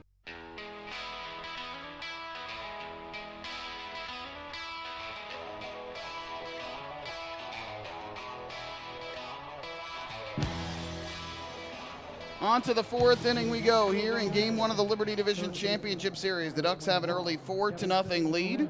John Brownell back to the mound after a rough 3rd inning of work in which he allowed 4 runs. First pitch to Davidson Romero, and he swings and hits one in the air down the right field line. Out is first baseman Steven Cardulo, and he'll make the catch in fair territory for the first out of the inning. Not an easy play for Cardulo. He was battling that one the whole way. Michael Russell, the second baseman, Jared Mitchell, the right fielder, all went out on it. But it was Cardulo who came up with it. And there's the first out. Romero now 0 for 2. He lined into that 6-3 inning-ending double play back in the 2nd inning. So 1 man out, and up to the plate will step David Washington, who will bat from the left side for the Ducks. First pitch. And he takes a fastball that misses upstairs for ball 1. Washington got the rally started with that triple in the air to left field. That was misplayed by Schaefer. Takes a breaking ball here that catches the outside corner at the knees for a strike. And that'll even up the count at 1-1. Scored one batter later on the freest triple down the right field line. Brownell's 1-1. Washington takes. This one catches the inside corner for a strike. Or did that miss? I believe they said it missed, so I think the count is now 2-1. They've got 3-0 on the scoreboard, though. The pitch. At Washington, a swing and a miss. So I believe that'll even up the count at 2 balls and 2 strikes. Again, I apologize if I have anything wrong with the count. It is impossible to see the home plate umpire from my point of view. Pitch. Fastball taken. That misses outside, so I guess I did have the count wrong. It was 3-1, that ball 4. So David Washington is aboard with a walk here with 1 out. And in every inning, the second batter of the inning has gotten on. A single, a walk, a triple, and now a walk. And for John Brownell, that is his 5th walk of the night, which is very uncharacteristic for John. Had few walks, especially early on in his Ducks career. They escalated in his final season with Long Island, but typically he kept the walks down. But the Ducks are seeing the ball well against him tonight and taking a lot of pitches out of the zone. So Washington aboard with 1 man out. Brownell comes set. First pitch, Washington goes for second. Frias takes low. The throw down to second base, and Washington is out. Giovanni Alfonso catches him stealing. And the Rockers just shredded that base So runner. David Washington is out on the caught stealing. He was caught 8 times during the year, had 19 stolen bases, 2 to 6 on the caught stealing. And just like that, 2 down in the inning. That throw definitely beat him. The tag from Alfonso went right on the shin of Washington as he slid in. 1-0. And Frias hits a high fly ball to right. Making the catch is Jared Mitchell, and that'll retire the side. So Frias hit the ball hard, but hit it right at Mitchell, and a much better inning for Brownell there as he bounces back and faces the minimum 3 for the 3rd time in this game. No runs, no hits, a walk, nobody left on base. 3.5 complete, 4-0 Ducks. Hey fan, this is Ramon Cabrera, and you listen to Ducks Baseball on the Long Island Ducks Broadcast Network. Sayville Ford, the no-fees dealer, has been family-owned and operated since 1957. Their state-of-the-art facility features a spacious showroom with a giant inventory of new, pre-owned, and commercial vehicles. Plus, every vehicle comes with a 10-year, 100,000-mile powertrain limited warranty. Some exclusions apply. And their service department is open from 6 a.m. to 1 a.m. with enclosed service drives for your convenience and comfort. Sayville Ford, Long Island's Ford giant, is conveniently located off exit 50 on Sunrise Highway or online at SayvilleFord.com. Have your birthday at the ballpark this season and celebrate with the Flock. Kona Ice birthday party packages with the Long Island Ducks are now available. Each package includes 10 box seats, a commemorative birthday t-shirt, and autographed baseball. Refreshments including hot dogs, chips, cupcakes, frozen ice treats, and so much more. Best of all, the birthday child will stand on the dugout while the entire crowd sings happy birthday. Reserve your party today by calling the group sales department at 631-940-3825. Kona Ice birthday parties with the Long Island Ducks, a once-in-a-lifetime experience.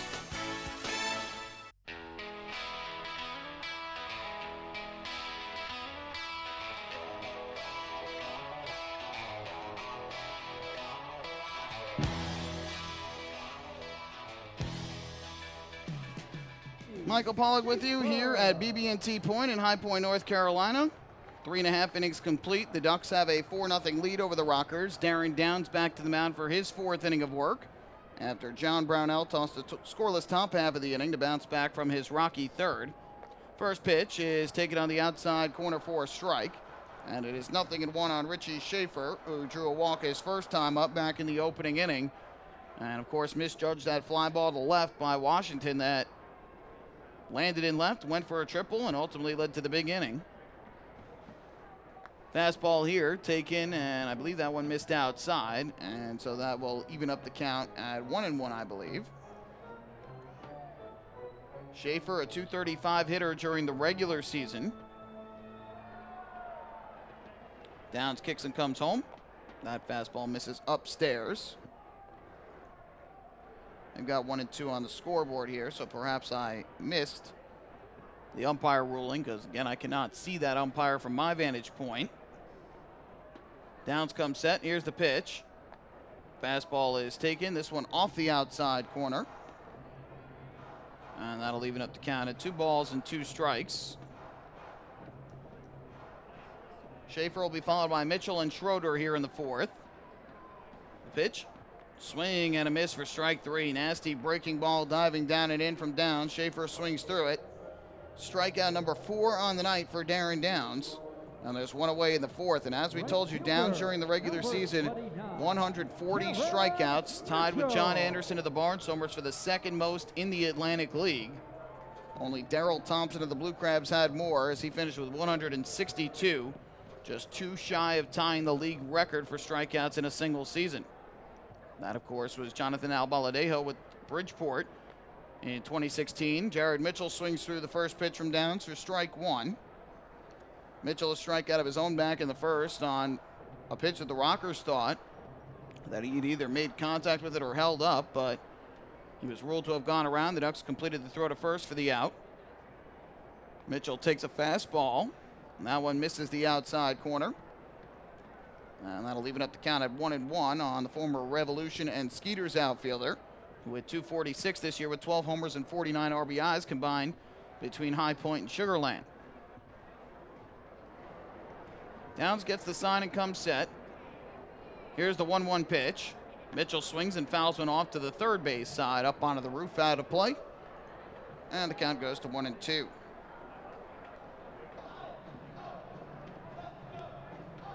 So again, a pretty nice crowd on hand here for the first postseason game in Rocker history. Many fans up on the concourses. The seating bowl not entirely full, but in between the bases mostly. Here's the pitch, and Mitchell hits a fly ball in the air to right. Darby Myers drifting over to his left, and he will make the catch for the 2nd out of the inning. So Mitchell flies out to his right field counterpart. There's the 2nd out of the inning. Center fielder, number 11, Miles Schroeder. And with 2 away in the inning, that's going to leave it up to Miles Schroeder. Schroeder, the Rocker center fielder. Again, the only switch hitter in the lineup and the only switch hitter on this High Point roster. First pitch breaking ball, and that is taken for a ball low. 1-0 the count on Schroeder, who fly to right his first time up back in the 2nd inning. 6 in a row retired by Downs since the bunt single by Alfonso. Here's the 1-0. Ground ball hit foul down the third base line. That'll even up the count at 1-1. And you're getting the video feed that the High Point Rockers have, where they can show you the multiple camera angles, so that way you have the better view of the action tonight. Breaking ball misses outside, and that'll run the count to 2 balls and 1 strike. Audio's coming to you from the broadcast booth located down the right field line, as we call the play-by-play. We've got some crowd noise coming to you as well, courtesy of the Rockers. The 2-1, swing and a foul ball upstairs, back behind the plate. And that'll even up the count at 2 balls and 2 strikes on Miles Schroeder. Downs to this point has thrown a total of 63 pitches, 40 of which have been for strikes. Downs comes set, the 2-2. Fastball taken just inside. Ooh, close pitch there from Downs. Try to paint the corner, but deemed to be a little bit too far inside. And now the count full at 3-2. We've got a bunch of birds flying up overhead. These small little birds flying in all different sorts of patterns above the ballpark. Payoff pitch is swung on and hit on the ground, backhanded by Romero at third. He throws across the diamond in time for the out. Nice play by Romero on the hard hit grounder from Miles Schroeder. Back-to-back 1-2-3 innings recorded by Ducks left-hander Darren Downs. 4 scoreless thus far on the night for the Southpaw. To the 5th inning we go here at BB&T Point. 4-0 Ducks in front. Hey fans, this is pitcher Darren Downs, and you're listening to Ducks Baseball on the Long Island Ducks Broadcast Network. Oh, I love it. The color of my new Nicolat patio is so vibrant. It's unlike anything I've ever seen. You're welcome. I'm just going to go finish that Nicolak walkway now. Make your pavers vivid Nicolak pavers. The best looking, most vibrant pavers with the most 3-color blends in the industry. Featuring Nicolak's exclusive paver shield and color blending technology. With color throughout and guaranteed not to fade. Live life in color with Nicolak. Visit Nicolak.com.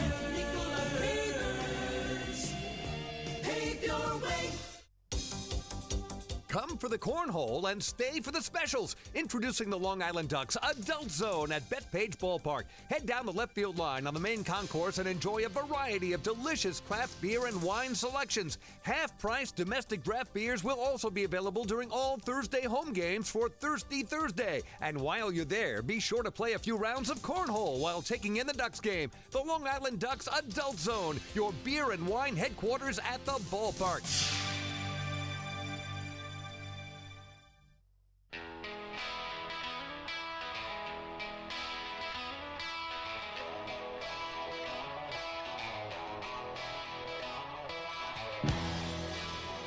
Fans New York Sports Day is one of the largest independent New York sports news sources out there for coverage of the Ducks, the Mets, the Yankees, major and minor league baseball, football, basketball, hockey, and soccer. Visit nysportsday.com. New York Sports Day, it's your independent Gotham sports news source. 4 innings complete in Game 1 of the Liberty Division Championship Series. The Ducks with 4 runs on 4 hits. Rockers no runs on 2 hits. John Brownell has walked 5 on the hill for High Point. Darren Downs has walked 2 for Long Island. We go to the 5th inning, and for the Ducks leading things off will be their right fielder, Darby Myers, hitting in the 9 spot of the order. Will be Myers, Fuentes, and Lombardozzi due up to get things started here in the 5th inning. First pitch on the way from Brownell, and Myers swings. It's a ground ball towards third. Charging in Gomez. He fields, throws on the run. It's in time for the out. Had to make a good, strong throw with Myers' speed, but he beats him. And there's one away. Myers now 0 for 1 with a walk and a run scored. So with 1 away, that'll send us back to the top of the order for center fielder Ray Fuentes. Again, John Brownell had the ability to pitch at home earlier this year. He is from Omaha, Nebraska. That's where he and his family live. And I had the chance to pitch with the Lincoln Salt Dogs of the American Association. Lincoln, maybe about a 30 to 45-minute trip from Omaha, not far at all. First pitch to Ray Fuentes is taken outside for ball 1. So Brownell, for the first time in his pro career, got a chance to pitch while playing at home, and he had a pretty good year because of it. This one taken outside. That missed again, and it's quickly 2-0 on Fuentes, who has struck out and walked tonight. Said it was one of his favorite years that he has had in his pro career. 2-0 catches the outside corner this time for a strike, 2-1.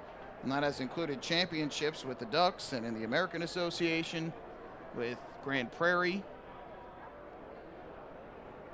2-1. Fuentes takes this one, I believe missed downstairs. Yes, it did. And the count 3-1. Of course, all the accolades. He was an all-star with the Ducks, pitcher of the year in 2015. Fly ball hit in the air down the left field line, fouling out of play. Now it's full of 3-2 on Fuentes, but he really enjoyed this year. His numbers were good, especially after a tough season last year. 8-5 record with a 3.70 ERA and 90 strikeouts this season with Lincoln. Payoff pitch. Fuentes rips one foul down the right field line, past the Rocker dugout and off the netting that protects the seating ball. So we'll do it again at 3-2. And he said a big reason as to why he pitched better, he felt this year, was he was fully healthy this year. Last year dealt with some injuries while he was with the Ducks, wasn't in his peak form. Fuentes takes here, and that misses upstairs for ball 4. Another good at bat by Ray Fuentes. He works out his 2nd walk of the night. And for John Brownell, the 6th walk that he has allowed in this game. Second baseman, number 2. As we told you, it was very rare that Brownell would walk that many. In fact, this year, he did not walk more than 4 in any start with Lincoln. Last time that I'm trying to look to see that he would walk 6 in an outing, I can't even see. I see a few with 5 when I'm looking back at his Ducks game log, but I don't see any in which he walked 6. First pitch here is a strike to Steve Lombardozzi. What a start to the playoffs for Lombardozzi. A single up the middle in the first and a 2-run double to center in the third. Brownell comes set. Here's the 0-1. Kicks and fires. And this one hit high in the air to shallow right field. Going out is Russell. Oh, what a catch. Throw back to first base and Fuentes is out. That is some play by Michael Russell. Going out to shallow right field, reached over the shoulder and made a basket catch. It was almost as if the ball just fell into his glove perfectly, and Fuentes was doubled off third. So for the Ducks, that is the fourth double play that they have hit into in this game. And really nice there by Michael Russell to make that catch and convert the double play. So in the inning, no runs, a walk, and nobody left on base. We're halfway through here in game one, 4-0 Long Island. Hey fans, this is outfielder Ray Fuentes, and you're listening to Ducks Baseball on the Long Island Ducks Broadcast Network. Hey, Ducks fans, the official hotel of the Long Island Ducks is the Radisson Hotel Hauppauge, Long Island. It's centrally located on the north shore of Long Island and offers a home away from home for both business and leisure guests. The Radisson Hotel Hauppauge, Long Island features an indoor pool, 24-hour business center, a fitness center, and complimentary Wi-Fi in all guest rooms. Enjoy the contemporary American cuisine at the Fountain Grill restaurant or grab a quick bite to eat at Cafe Pronto. And best of all, it's only minutes away from Bethpage Ballpark. The Radisson Hotel Hauppauge, Long Island, the official hotel of the Long Island Ducks. Call 631-231-1100 today. That's 631-231-1100. Hey Ducks fans, stay up to date with Long Island's hometown team by visiting Quack of the Bat, the official blog of the Long Island Ducks. Quack of the Bat will bring Ducks fans beyond the headlines with in-depth feature articles, breaking news stories, game previews, and so much more. Interact with the team during the entire season through quotes directly from the players and coaches, as well as exclusive video clips and photos. Check out the blog today at quackofthebat.wordpress.com. Quack of the Bat, the official blog of the Long Island Ducks.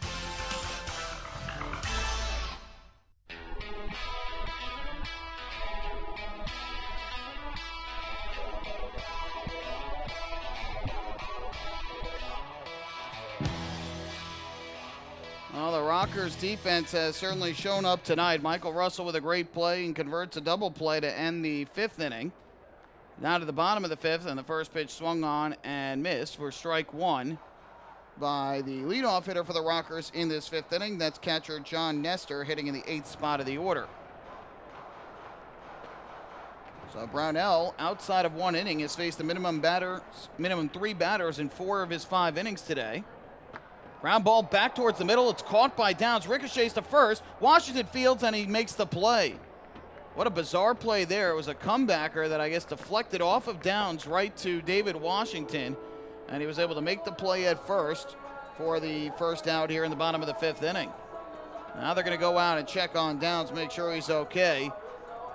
Again, it looked like it caught Downs somewhere near the glove or the arm. It was tough to tell, again, given from our vantage point. But he raced over to first after that comebacker and seemed like he was okay. Now they're going to look. I guess it maybe hit off his leg or his foot.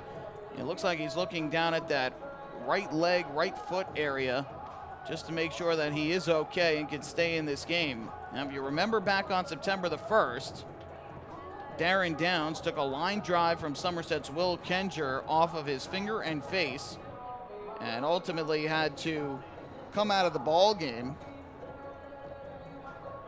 And they did skip one of his starts, just one though. He got out of it pretty unscathed with just a head injury and facial contusion, but certainly could have been way worse. Downs is going to take a warm-up toss or two with pitching coach Rick Tomlin and Ducks head trainer Dottie Pitchford keeping a close eye to make sure that he's okay. Again, I definitely think that caught him somewhere down near the leg area. But again, it was tough for us to tell from our vantage point where we sit exactly where that hit him. It came back fairly quick. But it looked like it ricocheted off of Downs and went right to David Washington at first, who made the play at first base. So Downs has had his say. Rick Tomlin and Dottie Pitchford back to the third base dugout. The shortstop. And it looks like we are ready to resume play here Alfonso in the bottom half of the fifth inning. I'm looking again. again, it looked like to me when I'm looking at that replay that it hit him more in the glove or hand area, but again, he was looking down at his leg, so maybe it did ricochet off the inside of that right leg. Giovanni Alfonso takes the first pitch for a strike, 0-1. So 1-3 it goes on the putout. Alfonso with a bunt single his first time up, back with 2 outs in the second inning. Ducks felt they had the out, but Silvio Martinez said otherwise. Here, a curveball misses low and inside, and that should even the count at 1-1. Alfonso, the Ducks team leader in batting in 2017 in his first season with the Rockers, second here in the Atlantic League, after last year playing in the Mets organization with Columbia. Time called here as Alfonso steps out. It'll be a 1-ball, 1-strike pitch coming. Down, set at the belt. Kicks and comes home. Alfonso swings, chops one into the ground, foul down the third baseline.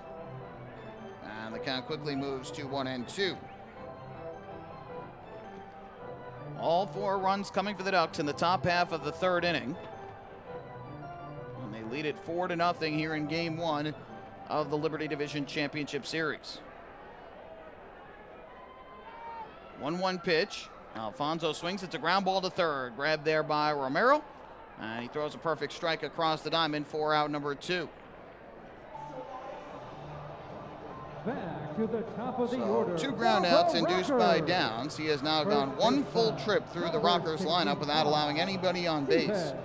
So first time through, he gave up 2 singles and 2 walks. Second time through, not a single Rocker reached base. Only 2 hit baseballs to the outfield. The fly out to center by Lattimore and to right by Mitchell. With 2 away in this 5th inning, back to the top of the order we go for Steven Cardullo. First pitch to him is taken on the inside corner at the knees for a strike. And the count 0-1. Cardullo has struck out and grounded to short in his 2 trips to the plate thus far. Left-hander is ready to go. And the 0-1. Fastball taken. That's on the inside corner. Another called strike. And it's quickly 0-2.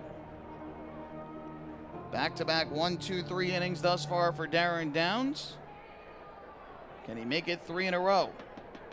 Comes set at the belt. The 0-2. And Cardullo takes inside. Did that catch him on the leg? No. It just missed down and in. Almost a free base with 2 outs. At an 0-2 count, but it's now 1-2 on Cardullo. And this is the first time Downs is facing the Rockers after 21 starts during the regular season where he did not face High Point. Here's the pitch. Changeup misses outside. That'll even things up at 2-2. And he was with the Ducks for most of the season. And the time that he wasn't with Long Island, it was just the second series in which they came down here to High Point that he did not face the Rockers. 2-2. Chopped foul to the third base side. Also 1 series up on Long Island when he was down in Mexico when the Rockers visited the Ducks the first time that they came to Long Island. But it just so happened that that was the way the schedule worked out, and somewhat of an advantage in the fact that the High Point Rockers have never seen Downs, so this was the first time they were getting a look at what he can do on the hill. 2-2. Fastball taken. That misses the inside corner, and the count has gone from 0-2 to 3-2 on Cardullo. But on the flip side of things, also comes into play that Downs has to rely on scouting reports on the hitters he's facing. He has not faced them before. Payoff pitch. Swinging a chopper on the first base side. It's going to kick foul. So we'll do it yet again at 3-2. Washington flips it up high over the netting and into the crowd to give a fan a lucky souvenir. Many of the fans were given thunder sticks tonight as they made their way into the ballpark. A few of them in front of us using them, but not many. So we'll have another 3-2 in this at bat. Cardullo battling Downs to try and keep the 5th inning alive. Left-hander's ready. The payoff pitch. Cardullo a swing and a foul ball. Back upstairs behind the plate. Just caught a piece again to stay alive. Third 2-strike foul ball of this at bat. Downs, I believe, his next pitch will be number 80 of the evening. Rockers certainly have made him work early in the game more so than late, but here Cardullo certainly in a battle. Next pitch will be the 9th of this at bat. Downs is ready to go. Here comes the pitch. And Cardullo, a swing and a miss for strike 3. Cuts through the breaking ball, down and in. Darren Downs with his 5th strikeout of the ball game, and he has thrown 5 scoreless innings here against the Rockers. So for the 3rd straight inning, Downs retires the Rockers in order. We have played 5 here at BB&T Point. Ducks 4, Rockers nothing. Hey fans, this is pitcher Rob Rogers, and you're listening to Ducks Baseball on the Long Island Ducks Broadcast Network. We asked people across Long Island, what does energy efficiency mean to you? Energy efficiency? It means finding ways to save a few dollars on my electric bill each month. PSEG Long Island is introducing smart technologies that let you control just how much energy you use. To me, it really is important to keep Long Island green so future generations can enjoy our island's beauty. And we're partnering on renewable sources that will keep Long Island sustainable for generations. Discover all of our energy efficiency programs at psegLiny.com/efficiency. Take your group out to the ball game this season and enjoy all the fun of Ducks baseball at discounted prices with the picnic area, luxury suites, the Smokin' Owl's party deck, and so much more. Bringing your group to the game will be an unforgettable experience. The Ducks even offer opportunities to sing the national anthem, serve as the Ridgewood Savings Bank color guard, be the Nicolak Dream Team, put on a pregame performance, or shag fly balls during Ducks batting practice. To book your outing today, call 631-940-3825 and ask for the group sales department. Long Island Ducks Baseball. Good times every time.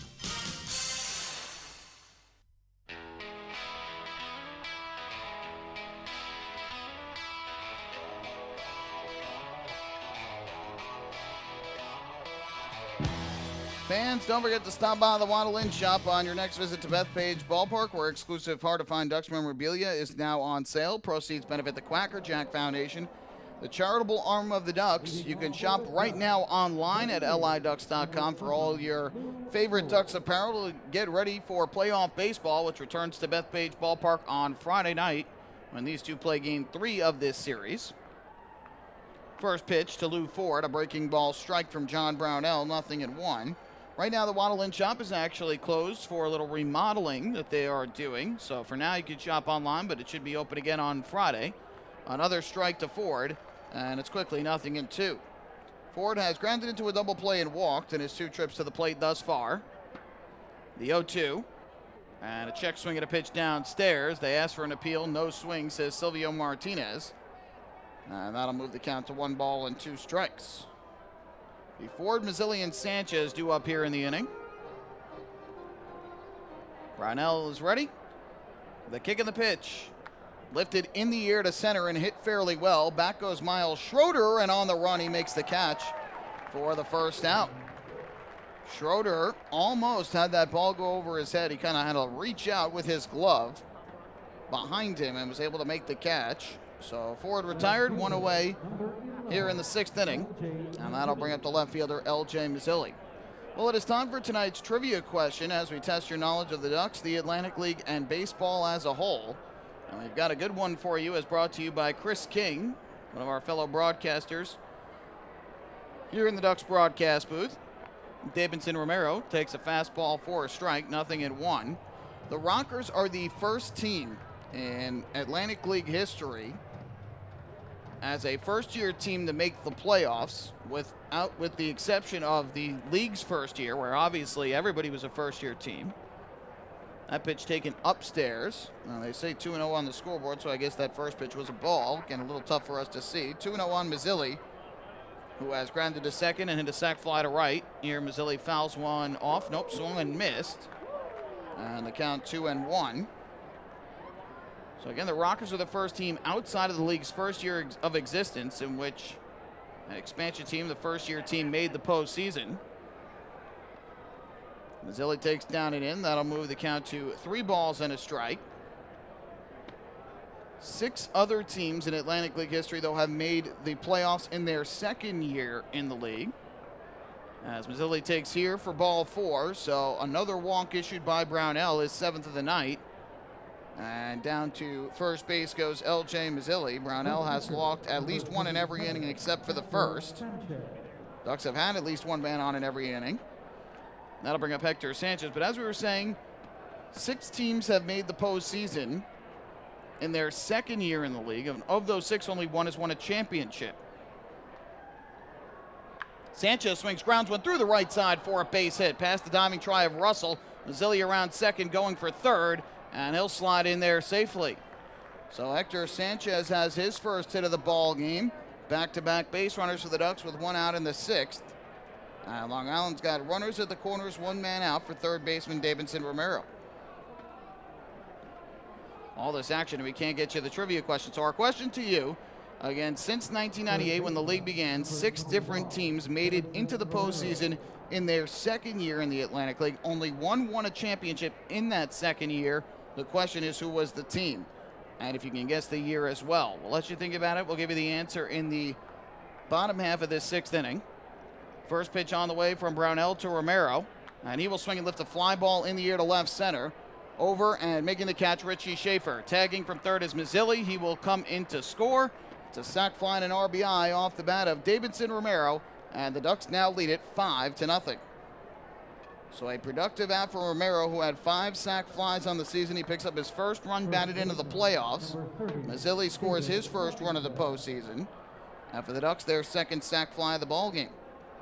So in the 6th inning, a walk, a single, and a sac fly consecutively after the leadoff fly out by Ford. Now Sanchez, the runner at first with 2 down. And up steps David Washington. First pitch, Washington hits one in the air down the left field line. Long run for the third baseman, Hector Gomez. He won't have a play. It'll land foul and out of play, and the count 0-1.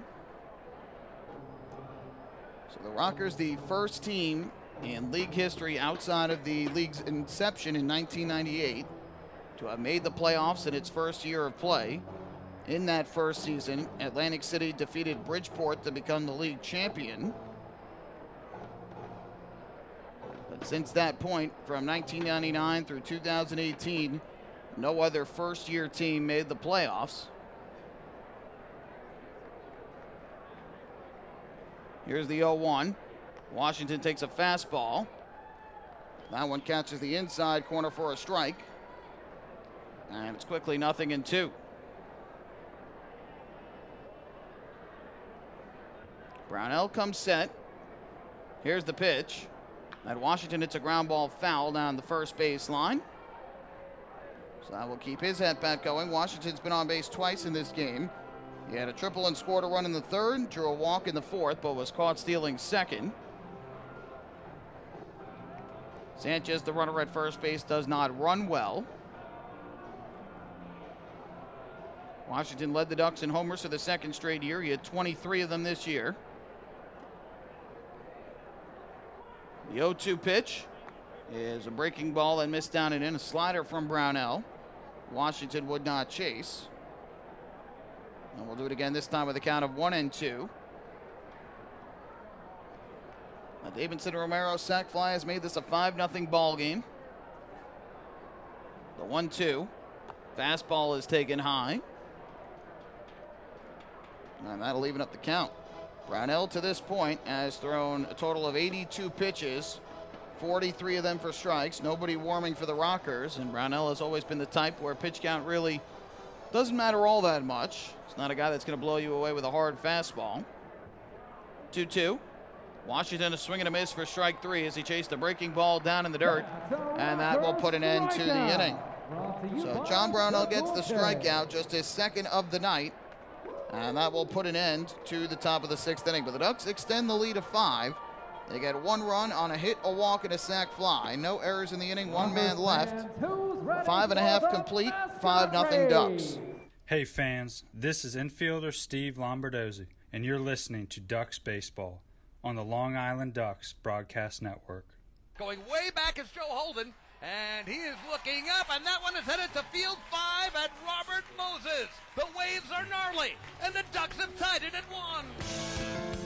That was another home run for the Ducks. And Duck fans, what's more fun than a home run that helps the Ducks win a game? How about a homer that helps the community win? Chappie's Funeral Home and the Long Island Ducks have once again teamed up for the Chappie's Home Run Challenge. If the Ducks hit 100 homers this season, Chappie's Funeral Home will donate $5,000 to the Quackerjack Foundation. So every time a Ducks hitter goes deep this season, watch for the Chappie's Challenge home run count on the scoreboard. And if we reach 100, we're all a winner. Chappie's Funeral Home, where caring for others is a family tradition.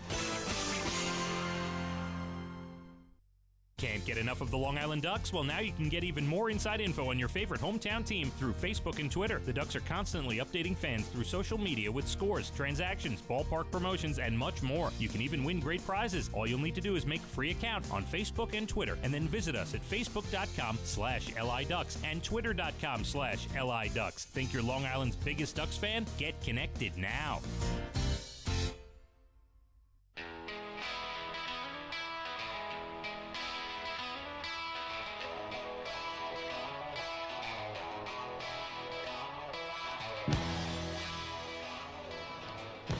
Back here in High Point, North Carolina, we make our way to the bottom of the 6th inning. It is the Ducks 5, the Rockers nothing after Davidson Romero hit a sac fly to left. In the top half of the 6th off John Brownell. Michael Russell will come up to the plate for the Rockers. It'll be Russell, Gomez, and Lattimore, all righties, 2, 3, and 4 in the batting order. Set to come to the plate for High Point. Darren Downs back to the mound, and his first pitch here is taken on the outside corner for strike 1. Russell has grounded to short and grounded to first in his 2 trips to the plate thus far. Downs' pitch is a bit off the outside corner, so that'll even the count up at 1-1. We'll have the answer for our trivia question to you as well here in the bottom of the 6th. Let you know what that was momentarily. 1-1 is chopped foul at home plate. Down into the dirt. 1-2. Gave you the question in the top half of the 6th. What team of the 6th that made the playoffs in their second year in Atlantic League history? What was the only team that won a championship after making it in their second year? And in what year did it happen? The 1-2. Swing and a miss for strike 3. Russell chased down in the dirt. Sanchez will throw down to Washington for the out. So the strikeout by Darren Downs, the putout goes 2-3, and it is strikeout number 6 on the night for the Ducks left-hander. The answer to our trivia question was the Lancaster Barnstormers, who won the championship in 2006, which was their second year of play after coming into the league in 2005. Somerset lost in the championship series in 1999. They were the first of those teams to make it in their second year. First pitch here, crushed to deep left field. Back goes L.J. Mazzilli. He makes the catch in front of the warning track for the second out. That ball was hit well by Hector Gomez, but a long, loud out. He is now over 2 of the walk tonight. And with 2 away, that'll leave it up to Quincy Lattimore. And Somerset lost in the championship series in 1999. Camden lost in the North Division Championship Series in 2002. York in 2008 lost in the Freedom Division Championship Series. Southern Maryland in 2009 lost in the Atlantic League Championship Series, and Sugar Land lost in the Freedom Division Championship Series in 2013. First pitch to Quincy Lattimore, and he lifts a high fly ball in the air to deep center.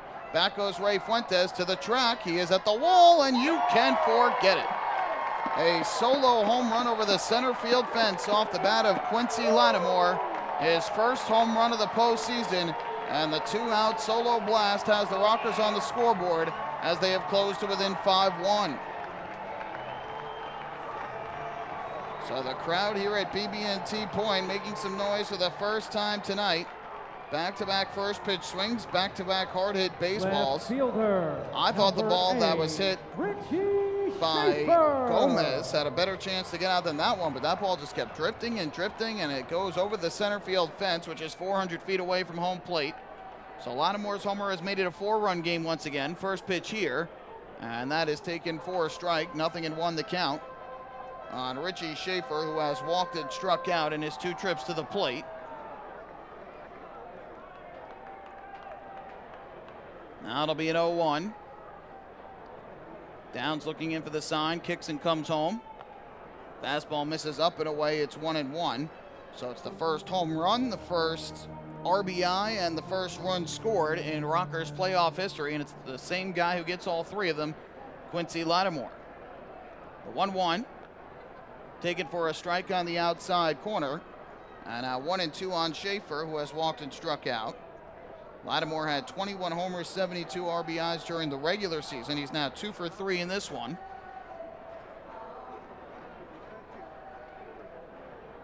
Be a 1-ball, 2-strike pitch. Downs kicks and delivers. And Schaefer is swinging a miss for strike 3, but the ball got by Sanchez back to the backstop. The throw to first is off target, and Schaefer is safe. So the inning will continue for High Point. Downs gets his 7th strikeout of the night, but the ball was down in the dirt. It got past Sanchez, and reaching on the wild pitch, Richie Schaefer. Right fielder, number 29. There's nothing doing in either bullpen right now. That was pitch number 90 for Downs on the night. So we'll see if the bullpen starts to get working, if Downs can get out of this inning, but nothing doing for the Rockers. Brownell will go back out for the 7th. Schaefer, the runner at first, with 2 away. First pitch on the way to Jared Mitchell. And he'll take a breaking ball that drops in for a strike, 0-1. Mitchell tonight has struck out and flied to right in his 2 trips to the plate. Downs gave up a total of 8 home runs in his 104 2/3 innings this season. Over 21 starts with the Ducks. Left-hander ready. The 0-1. Mitchell swings. It's a ground ball to first. David Washington fields in front of the bag and steps on the bag for the final out of the inning. So a couple get on base after the first 2 were retired by Downs, but ultimately the Rockers end up with 1 run on 1 hit in the inning, the solo home run by Quincy Lattimore. No errors, 1 runner left on base. We have played 6 here in North Carolina. It's the Ducks 5, the Rockers 1. Hey fans, this is infielder Vladimir Frias, and you're listening to Ducks Baseball on the Long Island Ducks Broadcast Network. Imagine you can't feel your arm, you can't speak. There's a blood clot in your brain. You're having a stroke. You're taken to the Stroke and Brain Aneurysm Center at Good Samaritan Hospital, the South Shore's only comprehensive stroke center. Now imagine a team of neurosurgeons with the most advanced equipment, pinpointing the blood clot and the quickest way to remove it. And imagine coming home with no side effects. The Stroke and Brain Aneurysm Center at Good Samaritan Hospital, 631-376-4444. A member of Catholic Health Services. Come for the cornhole and stay for the specials. Introducing the Long Island Ducks Adult Zone at Bethpage Ballpark. Head down the left field line on the main concourse and enjoy a variety of delicious craft beer and wine selections. Half-price domestic draft beers will also be available during all Thursday home games for Thirsty Thursday. And while you're there, be sure to play a few rounds of cornhole while taking in the Ducks game. The Long Island Ducks Adult Zone, your beer and wine headquarters at the ballpark.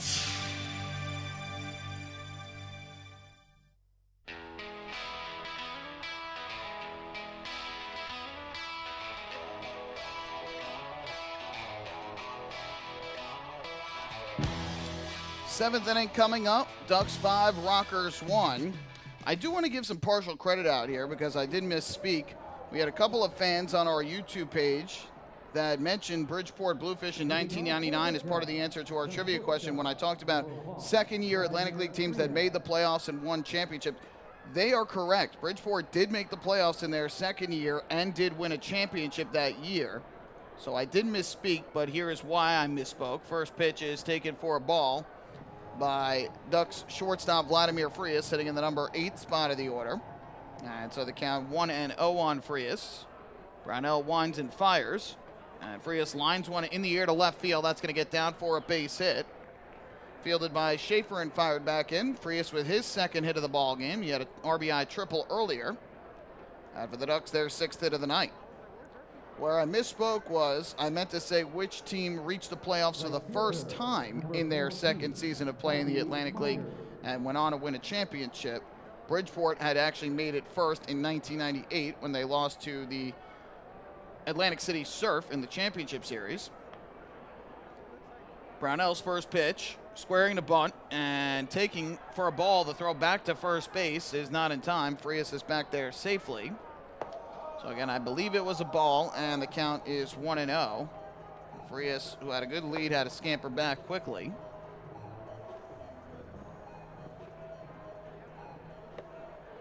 Brownell looks in for the sign. Here comes the 1-0. Kicking the pitch, squaring the bunt is Myers. He takes down and away again, but I believe they call that pitch a strike. And so the count even up at 1-1. Myers did have 6 sacrifice bunts on the season between the Ducks and the Patriots. 1-1, Myers squares, pulls back, takes low and outside. I believe the count goes to 2-1.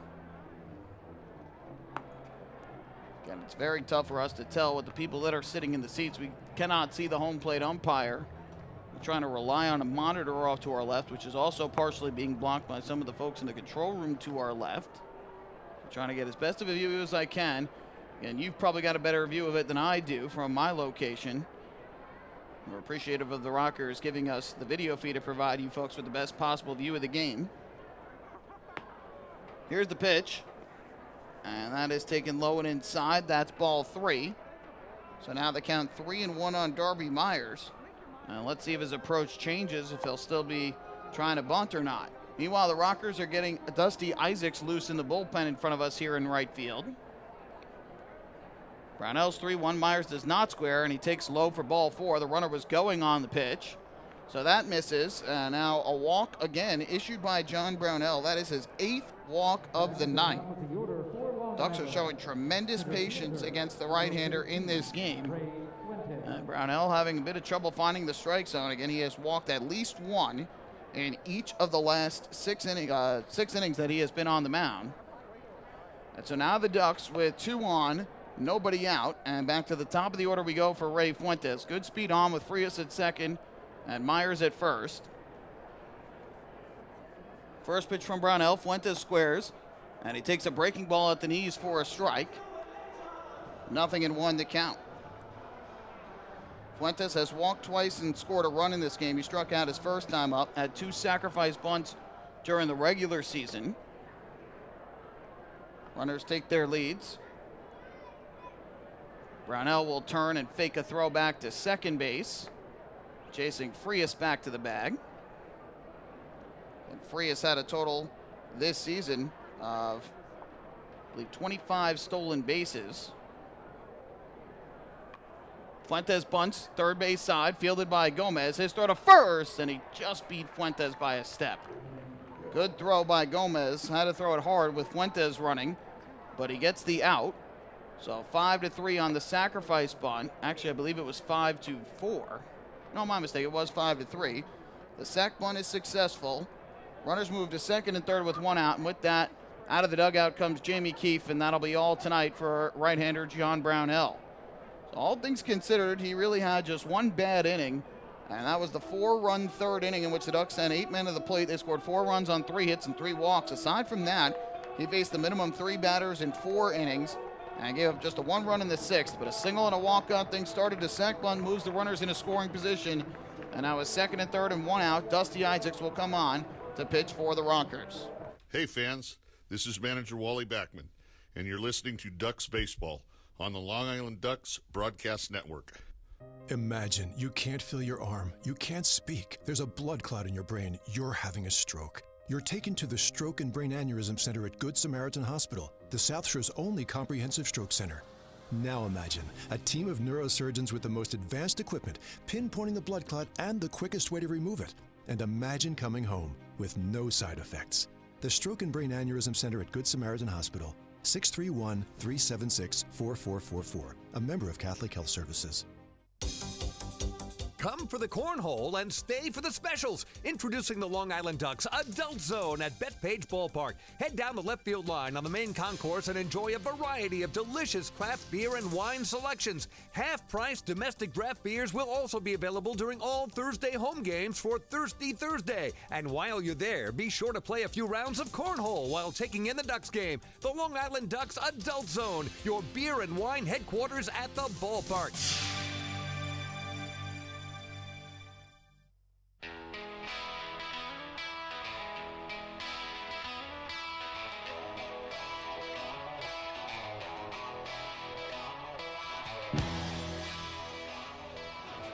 New pitcher for the Rockers is right-hander Dusty Isaacs. He takes over in the top of the 7th inning. The Ducks with a 5-1 lead over the Rockers here in Game 1 of the Liberty Division Championship Series.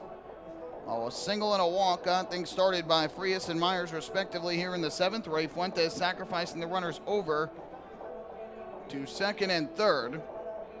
And with that, Jamie Keefe comes out of the dugout. He calls upon Isaacs, and the right-hander will come in to face Steve Lombardozzi. Interesting that the Rockers didn't have a left-hander getting loose. They have two in their bullpen, Brian Clark and Chase Hutchinson, to try and turn Lombardozzi around to the right side where he has struggled this year. Lombardozzi tonight a single, a 2-run double, and he almost blooped a single in a right, but a great play by Michael Russell turned it into a double play. So either way, Lombardozzi's up with 2 on and 1 out. First pitch on the way, and that's taken low and inside. It almost got past the catcher, John Nestor, but it missed down and in. And the count 1-0.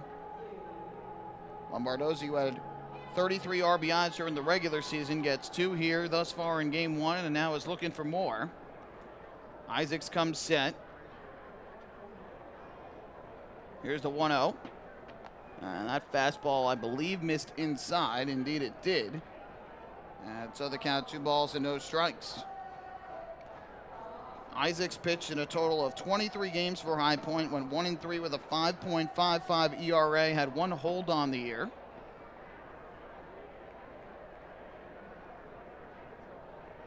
Right-hander comes set at the belt. Here's the 2-0. The kick and the pitch. Down and in again, it missed. 3 straight pitches that have all missed downstairs. And now 3-0 on Lombardozzi. Another out of the zone would load him up for Lou Ford, who waits on deck. So a big moment in the ball game here, especially more so for the Rockers, who are trailing by 4. They certainly don't want to fall behind even further. Ducks do not have anybody warming in the bullpen, so it looks as though Downs would come back out to pitch the 7th. 3-0, Lombardozzi takes, and that's low for ball 4. So Dusty Isaacs comes in and misses with 4 straight pitches. A walk to Lombardozzi, who's on for the 3rd time in this game, and that's the 9th walk given up by the Rockers pitching staff tonight. Brownell surrendered 8 and 6 in the 3rd innings. He ended up with 93 pitches, just 48 of them for strikes. Dusty Isaacs walks Lombardozzi on 4 pitches. So now the bases are loaded with 1 out. Here is Lou Ford to the plate, who tonight is 0 for 2 with a walk. First pitch on the way. And that fastball is taken just on the outside corner at the knees for a strike. And the count 0-1. Just nipped a piece of the black. Forward fly to center his last time up, leading off the 6th. He's also walked and grounded into a 4-6-3 double play. Frias at 3rd with great speed. Myers at 2nd with great speed. Lombardozzi average speed at 1st. Remember, he's coming off of a toe injury that cost him 2 months earlier this year. So the count 0-1 here on Lou Ford. Right-handed hitter digs back in. The righty pitcher looks in for the sign from the mound. Kicks and comes home. Ford is swinging a tapper. 3rd base side. Charging in Gomez. Fields throws on the run. Not in time. Ford beat it out. Safe at 1st. Into score from 3rd is Vladimir Frias. An RBI infield single. And the Ducks now lead it 6-1. The Rockers are furious. Hector Gomez couldn't believe it. He was arguing with Silvio Martinez. Giovanni Alfonso had to pull him away. And now Jamie Keefe, for the 3rd time in this game, is out there arguing. From our vantage point, it looked like Ford had beaten it out. It was another one of those close plays. But the call goes the Ducks' way, and Long Island now leads it by 5 once again. The Rockers bullpen in front of us is unhappy about it too, letting Silvio Martinez know. So an infield single to 3rd for Ford, his first hit of the game. Picks up his first RBI of the postseason. Bases are still loaded with 1 out. Frias scores for the 2nd time in this game. Myers moves to 3rd, and Lombardozzi moves to 2nd. So now with the bases loaded and 1 out, here is LJ Mazzilli up.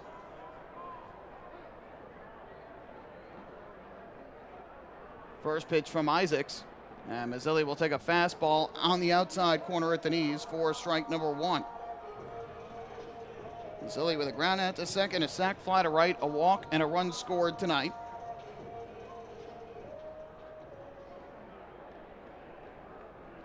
Isaacs twirls the ball behind his back, now gets the sign he likes. The 0-1 pitch. Mazzilli is swing and a miss. He chased down in the zone. And the count quickly 0-2. Isaacs this year in 24 1/3 innings has given up 23 hits, 18 runs, 15 earned, 13 walks, and 32 strikeouts.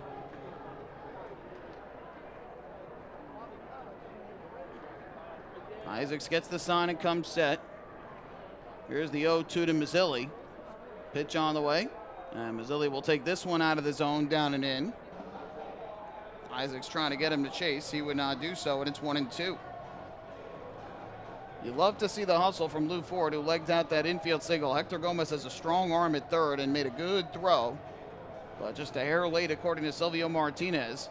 And the hustle of Ford at 43 years old to beat that one out and pick up the run batted in on the base hit. Pretty impressive. 1-2. Mazzilli takes. The slider misses outside. They appeal to first. No swing, says Silvio Martinez. The fans who are already upset at him because of a couple calls that have not gone their way in this game let him know again. And the count 2-2.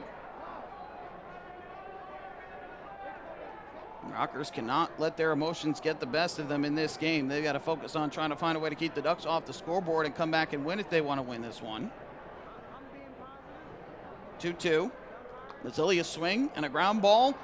Diving, no, it's through the left side. There's a base hit. Myers will score. Rounding third, Fuentes. Here's the throw, and he is out. But it is an RBI single for LJ Mazzilli, and the Ducks now lead it 7-1.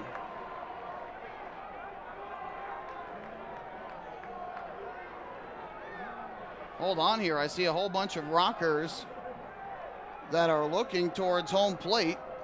Did 2 runs score on that play, or did only 1? A bunch of Rockers are looking towards the plate.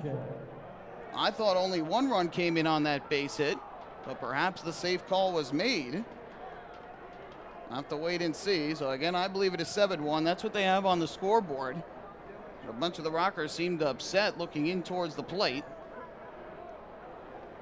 Here's Hector Sanchez to bat. First pitch he sees is taken outside for ball number 1. Again, I apologize, I could not have better detail for you there. It is very tough to see here, trying to rely off a monitor and the best that I can see out on the field. 1-0. That breaking ball taken for a strike. And that'll even up the count at 1-1. So Mazzilli will get a base hit, and again, at least 1 RBI, since Myers scored for sure.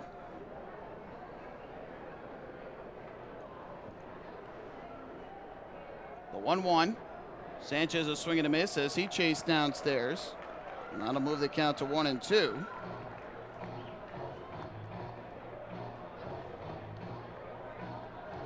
Again, I do believe they said he was out at the plate. I think 1 run scored and the other runner was out. Again, I believe the score is 7-1. The 1-2 to Sanchez, and he swings and misses for strike 3. So that will put an end to the inning. The Ducks are able to extend their lead. In the inning, they pick up a total of 2 runs on 3 hits. There were no errors, and ultimately the Ducks end up leaving a couple on the base paths. Time to stretch here at BB&T Pointed. It's the Ducks 7 and the Rockers 1. Hey fans, this is pitcher Clint Freeman, and you're listening to Ducks Baseball on the Long Island Ducks Broadcast Network. Sayville Ford, the no-fees dealer, has been family-owned and operated since 1957. Their state-of-the-art facility features a spacious showroom with a giant inventory of new, pre-owned, and commercial vehicles. Plus, every vehicle comes with a 10-year, 100,000-mile powertrain limited warranty. Some exclusions apply. And their service department is open from 6 a.m. to 1 a.m. with enclosed service drives for your convenience and comfort. Sayville Ford, Long Island's Ford giant, is conveniently located off exit 50 on Sunrise Highway or online at SayvilleFord.com. Have your birthday at the ballpark this season and celebrate with the flock. Kona Ice birthday party packages with the Long Island Ducks are now available. Each package includes 10 box seats, a commemorative birthday t-shirt, and autographed baseball. Refreshments including hot dogs, chips, cupcakes, frozen ice treats, and so much more. Best of all, the birthday child will stand on the dugout while the entire crowd sings happy birthday. Reserve your party today by calling the group sales department at 631-940-3825. Kona Ice birthday parties with the Long Island Ducks, a once-in-a-lifetime experience.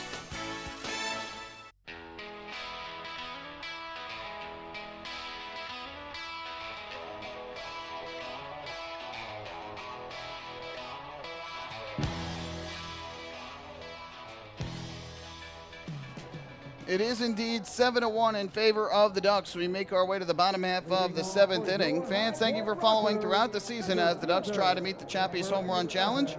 Ducks needed to hit 100 to meet the challenge. They ended the regular season with a grand total of 128 home runs on the year. So they surely met the Chappies home run challenge, and by hitting the century mark, Chappies Funeral Homes will donate $5,000 to the Quacker Jack Foundation. Chappies Funeral Homes, where caring for others is our family tradition. Darren Downs back to the mound for his 7th inning of work. He's got a 6-run lead, the Ducks' largest of the night. First pitch misses for ball 1 to Miles Schroeder, who is 0 for 2 on the night, with a fly out to right and a ground out to third. Downs looks in for the sign from Sanchez, the 1-0. And that pitch taken high and outside. And it's quickly 2 balls and no strikes.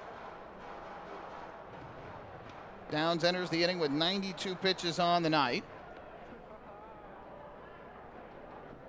Here's the left-hander's 2-0. Schroeder swings, grounds one foul along the third base line. That'll run the count to 2-1. Lone run of the night for the Rockers was the home run of center in the 6th off the bat of Quincy Lattimore. Ducks, meanwhile, put a 4 spot on the board in the 3rd, 1 in the 6th, 2 in the 7th. Sam Runyon, the righty, has begun to get loose for High Point down the right field line. 2-1 is a breaking ball down and in. It kicks away from Sanchez, but Schroeder does not attempt to steal first base. And now the count 3-1.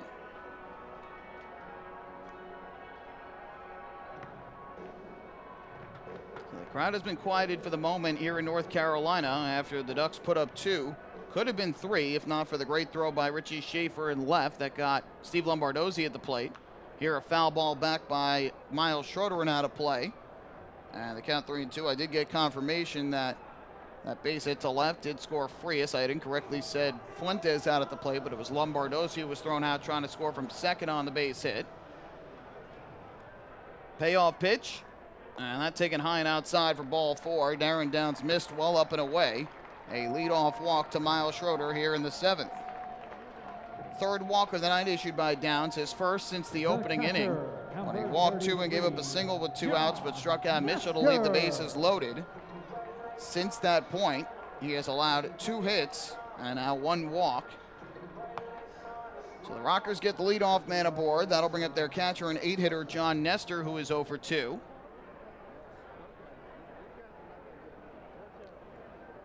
First pitch from Downs. Nestor takes a fastball that's high and outside for ball 1.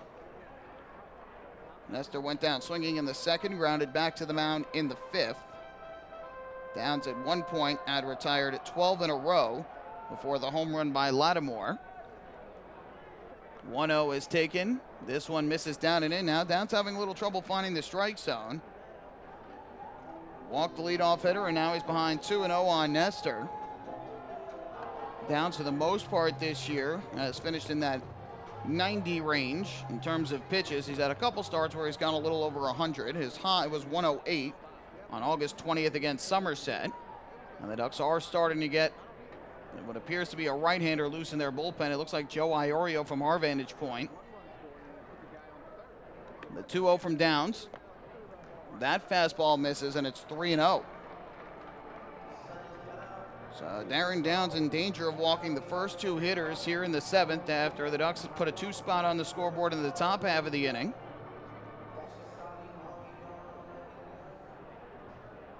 Downs gets the sign and comes set. Here's the 3-0. And that fastball catches the inside corner for a strike and runs the count to 3-1. Good pitch there. You wonder if the Rockers are going to try and be very patient at the plate here, seeing that Downs has had some trouble throwing strikes to start off this inning. They need base runners. The 3-1, and this one is hit in the air foul. Out of play, and that'll run the count full at 3-2. See if that releases Schroeder from first. He was 9 of 12 in the stolen base department this season, so certainly could try and take off for second base.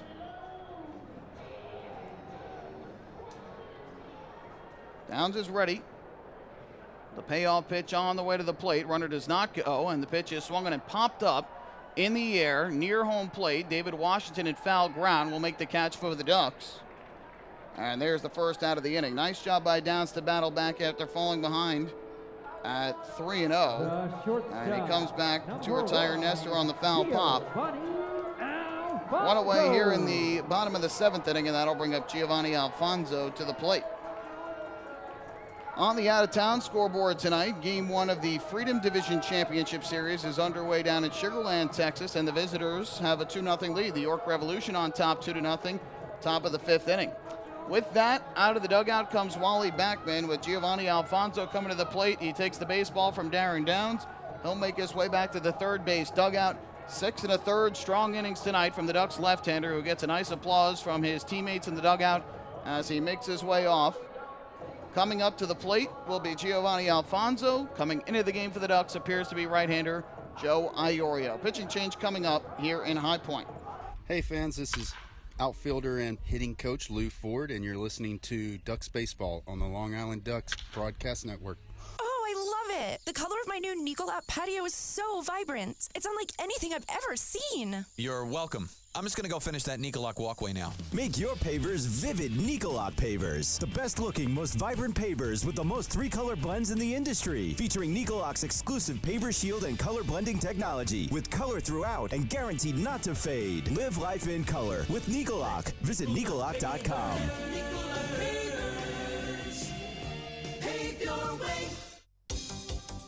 Come for the cornhole and stay for the specials. Introducing the Long Island Ducks Adult Zone at Bethpage Ballpark. Head down the left field line on the main concourse and enjoy a variety of delicious craft beer and wine selections. Half-price domestic draft beers will also be available during all Thursday home games for Thirsty Thursday. And while you're there, be sure to play a few rounds of cornhole while taking in the Ducks game. The Long Island Ducks Adult Zone, your beer and wine headquarters at the ballpark.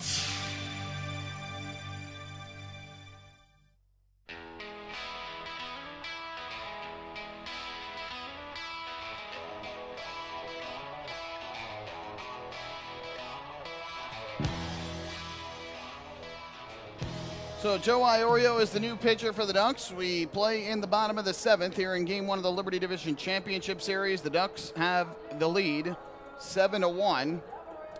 1 on, 1 out after Miles Schroeder drew a leadoff walk, and John Nestor popped out foul to first.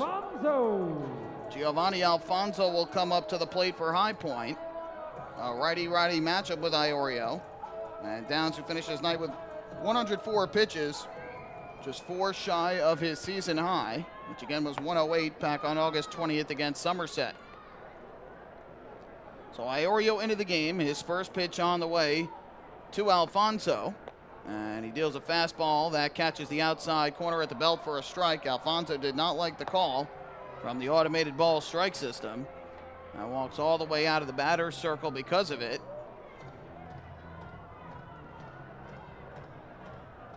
So the count 0-1 on Alfonso, who reached on a bunt single in the second inning and then grounded out to third in the fifth inning. Yeah, that's not the call of the home plate umpire, Lindy Hall. That's the ABS making the call. Here comes the 0-1. Iorio deals. Alfonso takes a fastball that misses upstairs, knocks him down to the turf. And that'll even up the count at 1 ball and 1 strike. So Downs, as of right now, a run on 3 hits and 3 walks over 6 1/3 innings, struck out 7. Still responsible for Schroeder at first. The 1-1. Alfonso lifts a fly ball high in the air to right center. Darby Myers drifting over to his right will make the catch. Back to first goes Schroeder. So Alfonso with the fly out, second out here in the 7th inning. And with 2 away, that'll bring up Steven Cardullo. As we were saying, the Revolution lead the Skeeters. The lead is now up to 4-0 though in the top half of the 5th inning. Telvin Nash just hit his first home run of the postseason after leading the league with 42 in the regular season. Franco and Tejeda have also driven in runs for York. First pitch to Cardullo is taken outside for ball number 1. Mike Housechild getting the start tonight for the Skeeters. Mitch Atkins getting the start, meanwhile, for the Revolution in Game 1 of the Freedom Division Championship Series. 1-0. That pitch taken outside and low. And it's 2 balls and no strikes on Cardullo, who has struck out swinging twice in this game and grounded to short. Iorio this year, voted by fans as the DeMonte Smelson Team MVP, 6-3 record, a 3.09 ERA in 32 appearances, 19 of those starts with the Ducks. Pitch, fastball taken. There's a strike from Iorio, and that'll move the count to 2-1. So again, Iorio has spent time both as a starter and a reliever this year, but Wally Beckman putting him back in the bullpen for the playoffs. The right-hander ready to go. Schroeder leads off first. 2-1. Cardullo takes down to the dirt, blocked there by Sanchez. And that'll move the count to 3 balls and a strike on Cardullo. Waiting in the on-deck circle for the Rockers is second baseman Michael Russell.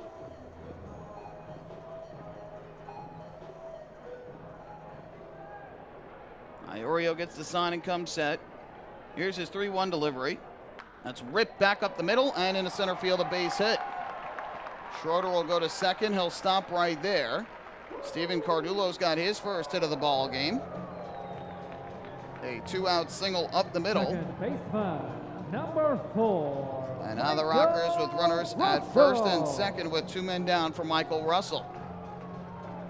On the Major League scoreboard, Yankees 1, Rays 1 down in Tampa. They're in the top of the 6th, or I should say down in St. Pete. Montgomery started for the Yankees. Tarpley is now in pitching. Chirino started for the Rays, and McKay is on in relief. First pitch from Iorio to Russell. That swung on and fouled back off to the first base side, 0-1.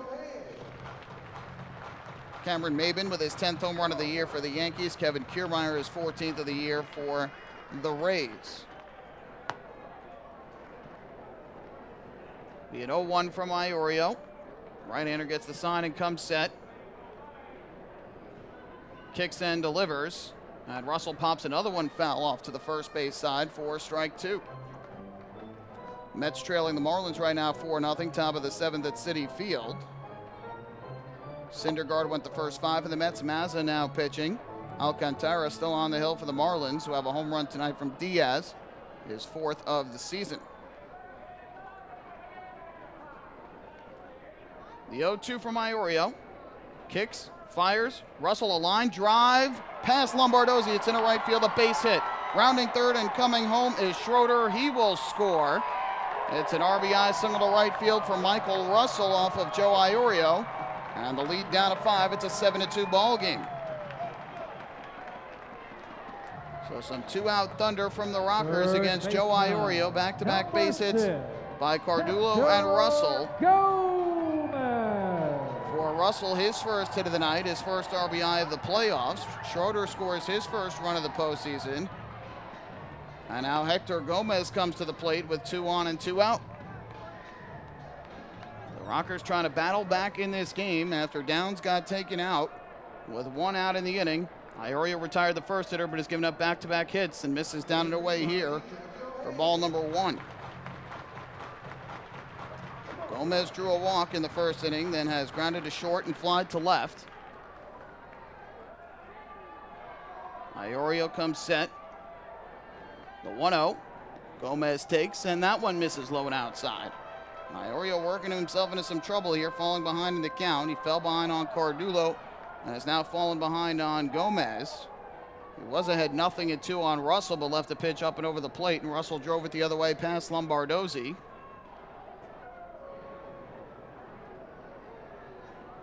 Two on, 2 out, the 2-0 coming. Here's the kick and the pitch. Gomez takes a fastball. That's in for a strike. Over the outside corner, and that'll move the count to 2-1. Preseason hockey at Madison Square Garden. Rangers 2, Islanders 0 on goals from Vitaly Kravtsov and Artemi Panarin. Russell at first, Cardullo at second. Iorio steps off the rubber, and we'll go through the signs again with Sanchez. Runyon seems like he has stopped warming for the moment for High Point. He's probably ready to come in. The 2-1 to Gomez. Fastball misses up and away. It's now 3-1. And another out of the zone is going to load up the bases for the dangerous Quincy Lattimore. Was already homered once tonight. Now a right-hander starting to get loose for the Ducks down the left field line. Iorio comes set. Good hitters count, the 3-1. Gomez takes a fastball over the inside corner for a strike, and the count full at 3-2. So the Rockers remaining patient at the plate here, working the count against Iorio. With a 3-2 count and 2 outs, the runners will be off on the pitch. Cardullo from second, Russell from first.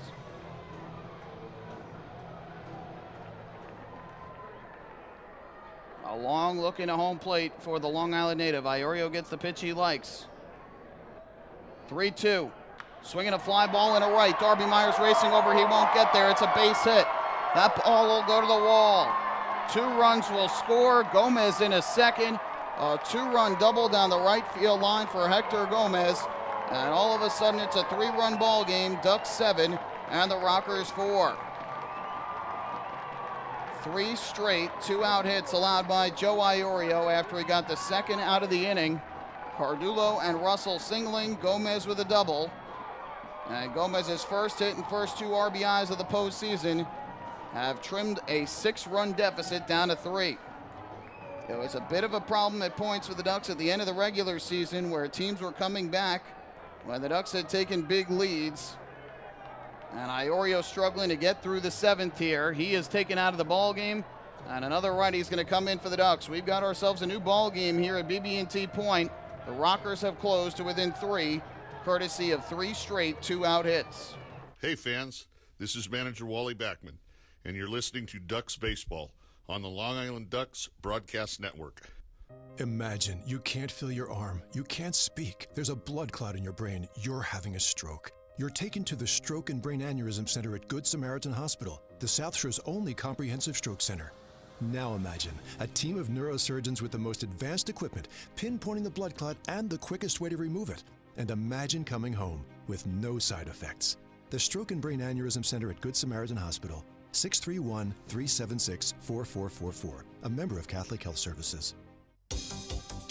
Come for the cornhole and stay for the specials. Introducing the Long Island Ducks Adult Zone at Bethpage Ballpark. Head down the left field line on the main concourse and enjoy a variety of delicious craft beer and wine selections. Half-price domestic draft beers will also be available during all Thursday home games for Thirsty Thursday. And while you're there, be sure to play a few rounds of cornhole while taking in the Ducks game. The Long Island Ducks Adult Zone, your beer and wine headquarters at the ballpark.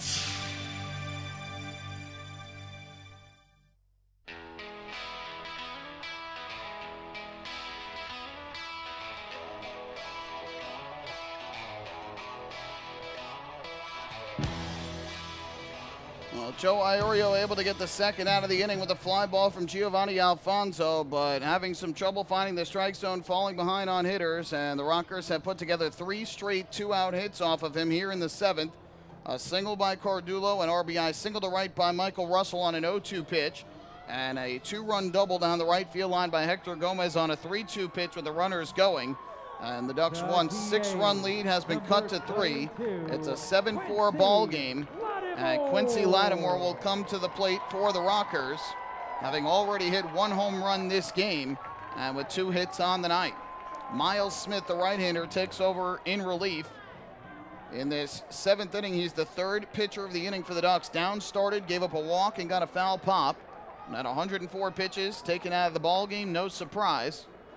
But the move has not worked to this point. Now it's Lattimore. First pitch from Smith. Lattimore takes a breaking ball. That's a called strike. Fans disagreed. But the ABS says it caught the bottom of the strike zone, and the count 0-1. Lattimore with a solo homer to center back in the 6th inning. His first of the postseason. He had a single back in the 1st as well, sandwiched around a flyout to center in the 3rd. Smith comes set. Here's the 0-1. Lattimore takes a slider, then misses low and outside. And that'll even up the count at 1 ball and 1 strike. So Downs' line is final at 2 runs on 3 hits and 3 walks over 6 1/3 innings. He struck out 7. Allowed a homer and a wild pitch through 104 pitches, 67 for strikes. Iorio's been charged with 2 runs. He's still responsible for Gomez at second. The 1-1. Breaking ball misses down and away. And the count 2-1. And the Ducks are trying to nitpick here and get the Rockers to chase out of the zone. Either that or they're missing locations. But the Rockers staying patient, and you can't blame them when pitchers aren't throwing strikes. No sense to chase out of the zone, especially when you're trying to come back from behind.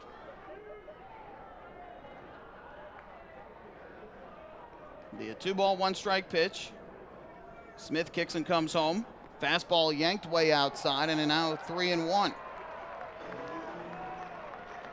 Another out of the zone is going to bring the tying run to the plate, and Richie Schaefer, who led the Rockers in home runs this year, waits in the on-deck circle. And you know he wants to atone for the miscue on that fly ball earlier in the game that opened the floodgates to a big 4th inning, big 3rd inning for the Ducks when they scored 4. The 3-1 from Smith.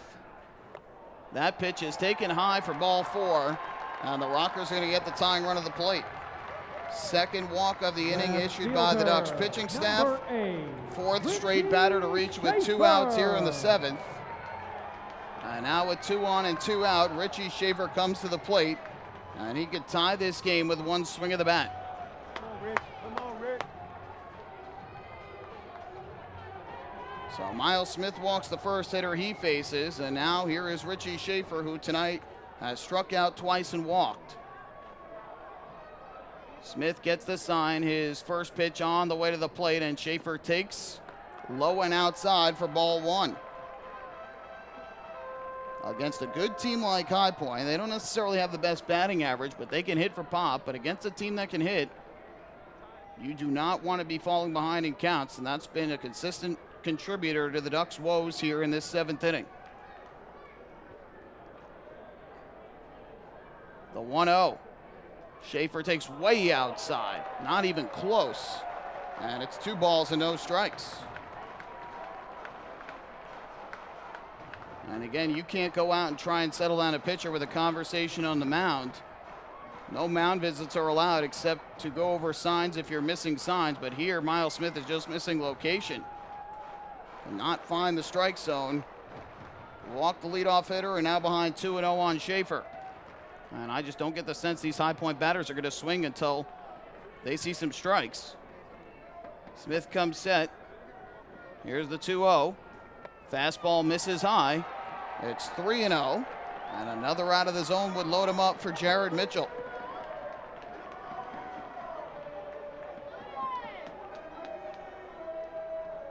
All of this with 2 outs. After a fly out from Alfonso, 4 straight have reached. And another out of the zone would make it 5 straight.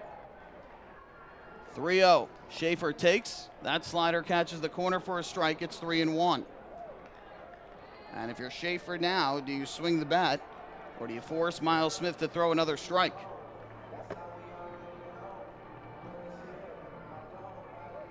Sam Runyon continuing to get loose for the Rockers. Here's the 3-1. Schaefer takes. The slider is low and outside for ball 4.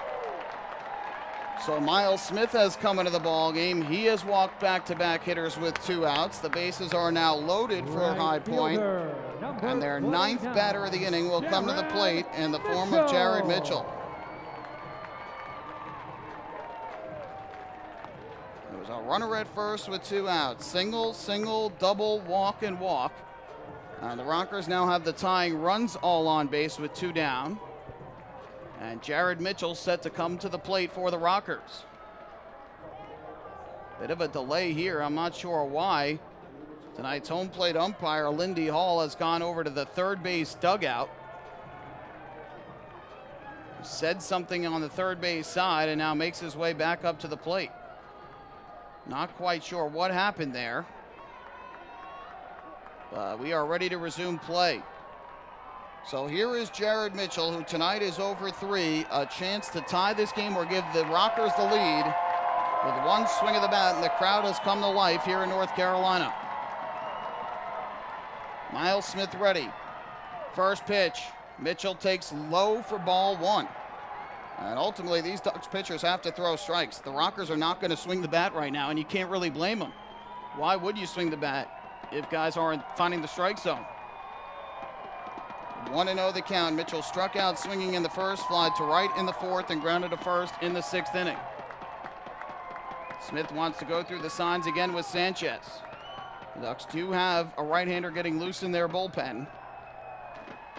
They have already burned through 2 relievers in this inning and are still not through.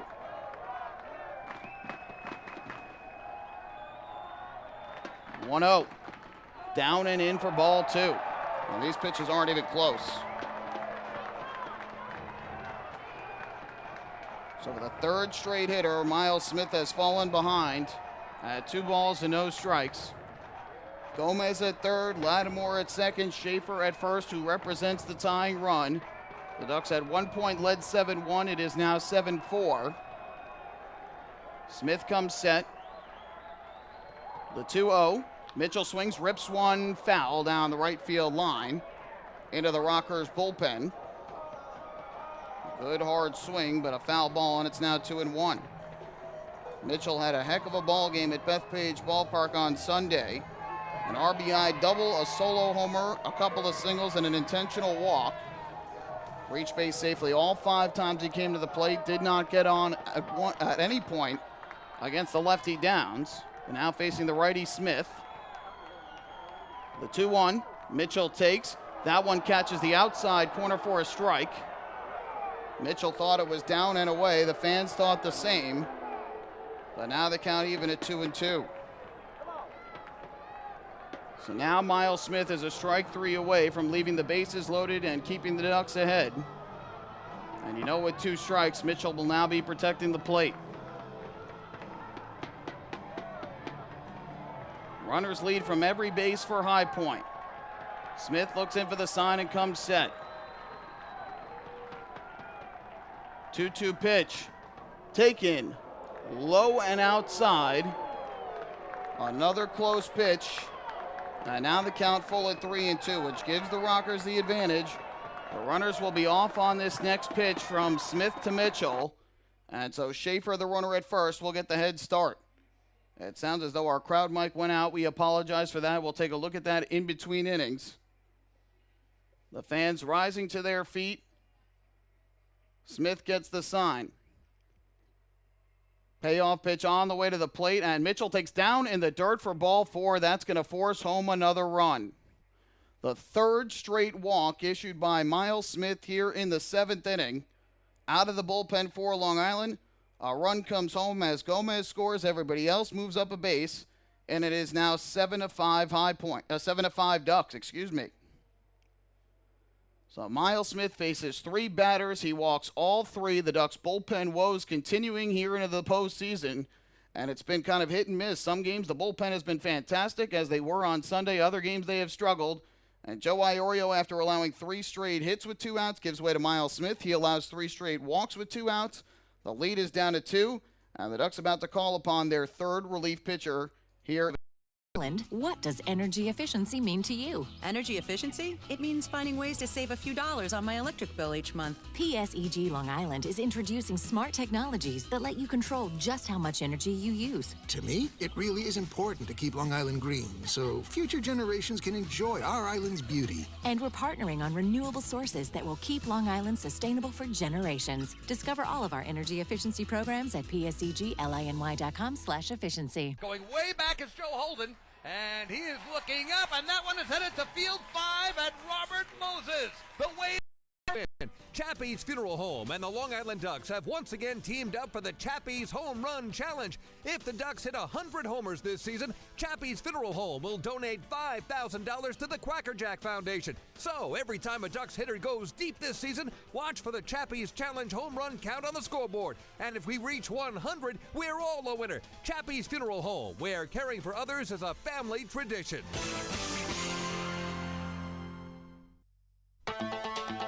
Hey Ducks fans, stay up to date with Long Island's hometown team by visiting Quack of the Bat, the official blog of the Long Island Ducks. Quack of the Bat will bring Ducks fans beyond the headlines with in-depth feature articles, breaking news stories, game previews, and so much more. Interact with the team during the entire season through quotes directly from the players and coaches, as well as exclusive video clips and photos. Check out the blog today at quackofthebat.wordpress.com. Quack of the Bat, the official blog of the Long Island Ducks.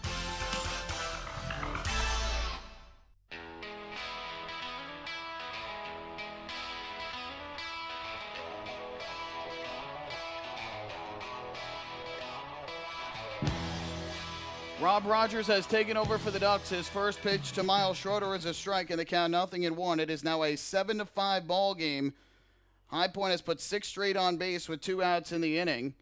And so it is now a 7-5 game. The bases are loaded. The tying run at second base. Rogers, the third reliever of the inning. 0-1 here is taken high and away, 1-1. We are unsure if you could see or hear us right now. Again, we are dealing with some technical difficulties. Looks as though High Point's broadcast stream has gone out for the moment. We hope to be back up as soon as we can. And we apologize for the technical difficulties on the Rocker side here. The 1-1, Schroeder takes. That pitch misses up and away. And it's 2-1. And this Ducks bullpen having runners retreat. Again, the bases are loaded. It is Lattimore at third, Schaefer at second, Mitchell at first. 2 men out. And it'll be a 2-ball, 2-strike pitch to Miles Schroeder. Righty kicks and fires. Schroeder, a line drive into center field. That ball's going to get down for a base hit. And we are going to be tied. A 2-run single to center field by Miles Schroeder. The Rockers have put up a 6 spot here in the 7th. And we are all tied up at 7 apiece. A big-time meltdown with 2 outs here in the 7th inning by the Long Island Ducks bullpen. And the trio of Joe Iorio, Miles Smith, and Rob Rogers has allowed the Rockers to come back from a 6-run deficit to tie up this ball game. So Miles Schroeder with a 2-run single up the middle gets the job done. Scoring were Lattimore and Schaefer. Jared Mitchell makes his way to second base. And now John Nestor to the plate. First pitch from Rogers. Nestor swings. It's a ground ball to short. Frias will field. He will throw to second for the force. And that will put an end to the inning. But the damage has been done. And the Ducks' 6-run lead has gone by the wayside. High Point in the inning has scored a total of 6 runs. In the inning, 4 hits, 4 walks given up by the Ducks pitching staff. And ultimately 2 men were left on base. No errors in the inning. We go to the 8th. We have a brand new ball game here at BB&T Point. The Ducks and the Rockers are all tied up at 7 apiece. Hey fans, this is outfielder Darby Myers, and you're listening to Ducks Baseball on the Long Island Ducks Broadcast Network.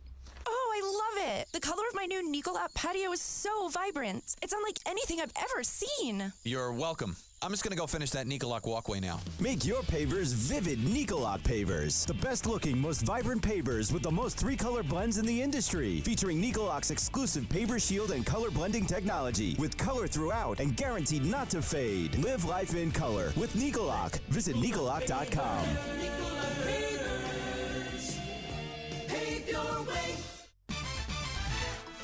Hey kids, are you looking for even more fun when you come out to a Long Island Ducks game? Then be sure to head on over to the brand new Ducks Fun Zone. It's located on the main concourse down the right field line. There you'll find 3 brand new inflatables, including the Duck Tail Slide, the Bounce House, and an obstacle course. Enjoy unlimited access to all 3 inflatables for just $5 every game. That's the Long Island Ducks Fun Zone, open during all home games at Bethpage Ballpark.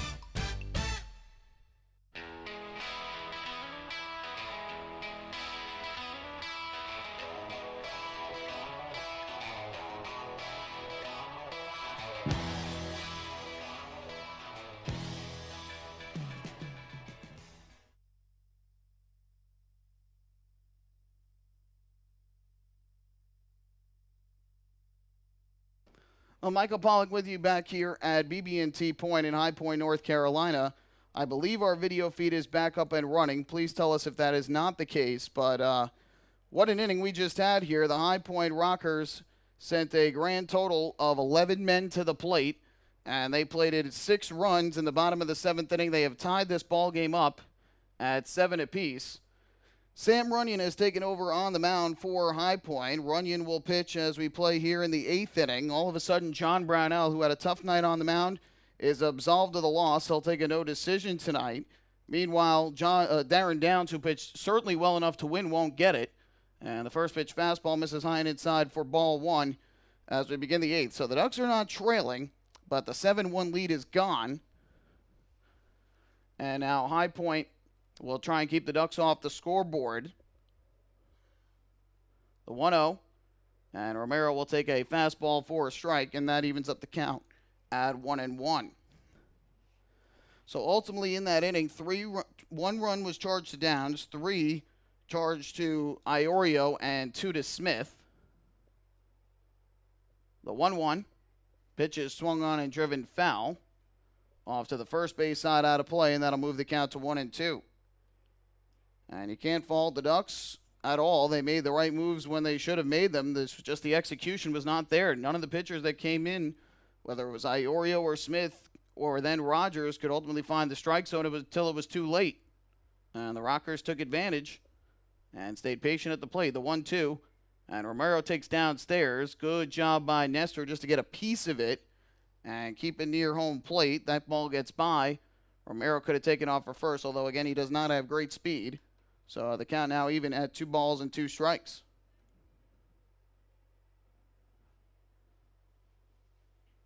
Sam Runyon taking over after Dusty Isaacs came in and pitched in the 7th inning. Isaacs gave up 2 hits and a walk. Ultimately did not get charged for any runs, though. And here Romero hits a high fly ball deep to left. Going back is Schaefer to the warning track. He's at the wall. Jumps up, and you can forget it. A solo home run over the left field fence off the bat of Davidson Romero. His first home run of the postseason, and on one swing of the bat, the Ducks are back in front here in High Point. They take an 8-7 lead. So what a response after giving up the lead in the bottom of the 7th inning. Davidson Romero goes yard, his 2nd RBI of the ball game, and that solo blast over the left field fence has given the Ducks an 8-7 lead. So there's the first home run of the postseason for the Ducks. For Romero, again, his first home run, 2nd RBI of the playoffs, his first hit of the postseason. Now David Washington lifts one in the air. That's deep to left, but this is going to stay in the yard. And Richie Schaefer in left field makes the catch for the first out. So Washington retired for the 2nd time tonight. He's 1 for 3 with a triple, a run scored, and a walk. 1 away in the inning. And that is going to bring up the shortstop, Vladimir Frias. So again, we apologize for the technical difficulties as the Rockers had their video feed briefly kick out. But it looks like we are back up and running. Up to the plate steps Vladimir Frias. And the first pitch is bunted at and taken for a strike. 0-1 the count on Frias, who is 2 for 3 tonight with an RBI triple, a single. He has scored 2 runs in the game.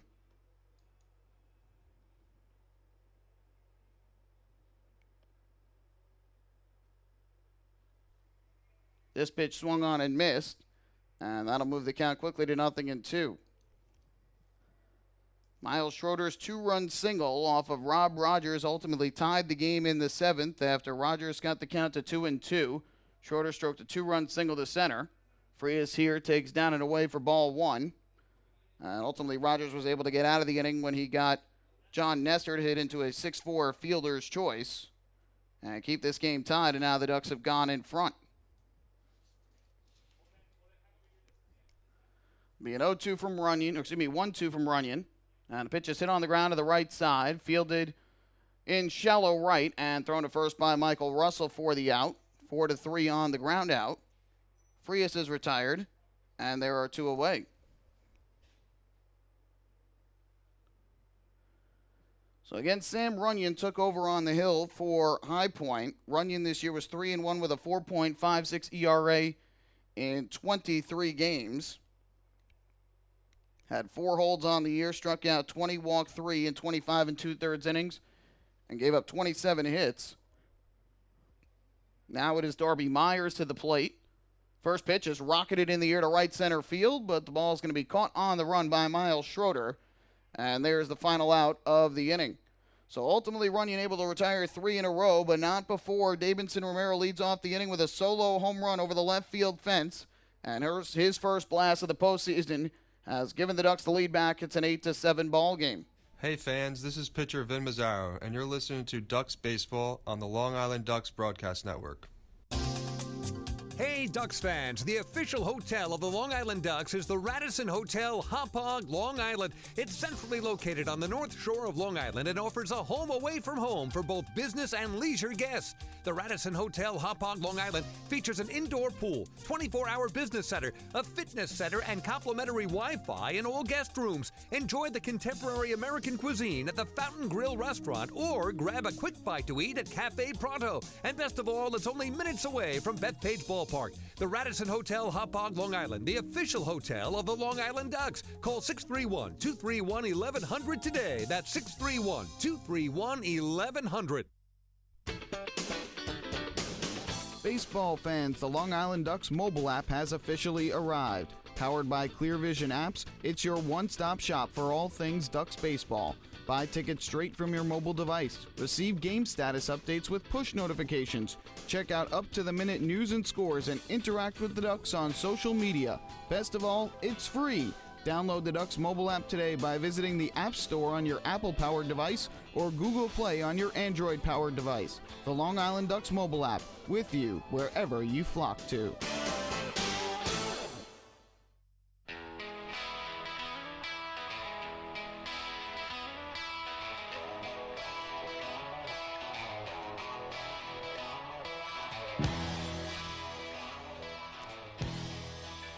What a bizarre game we have had here. A game that the Ducks at one point led 7-1. High Point came back and they tied it at 7 with a 6-run bottom of the 7th.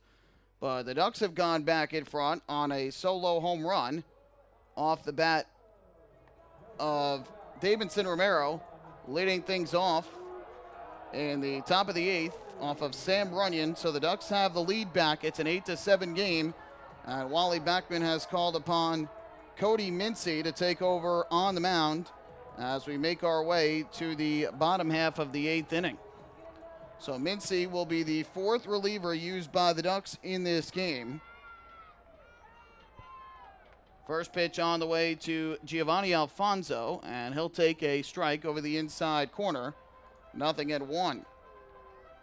And everything started for the Rockers in the 7th with a leadoff walk issued by Downs to Schroeder, but ultimately he got it out, and then Joe Iorio got the second out when Alfonso flied to right.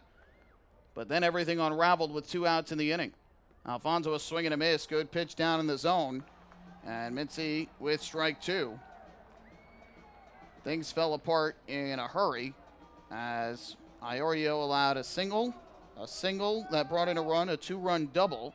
And then Miles Smith walked 3, including Jared Mitchell with the bases loaded to force in a run. Here Alfonso chases downstairs for a foul ball. Just caught a little piece of it to stay alive. And we'll do it again at 0-2. And Rob Rogers came in and gave up a 2-run single up the middle. That tied up the game.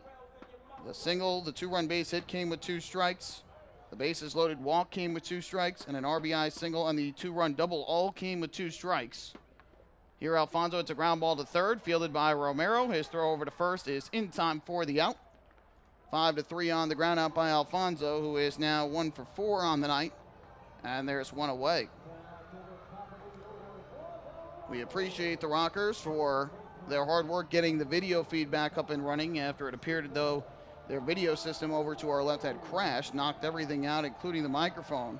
But it appears as though the video feed is back up. It appears we have audio once again, so we appreciate your patience as we dealt with that. But it seems as though we are back up and working here at BB&T Point.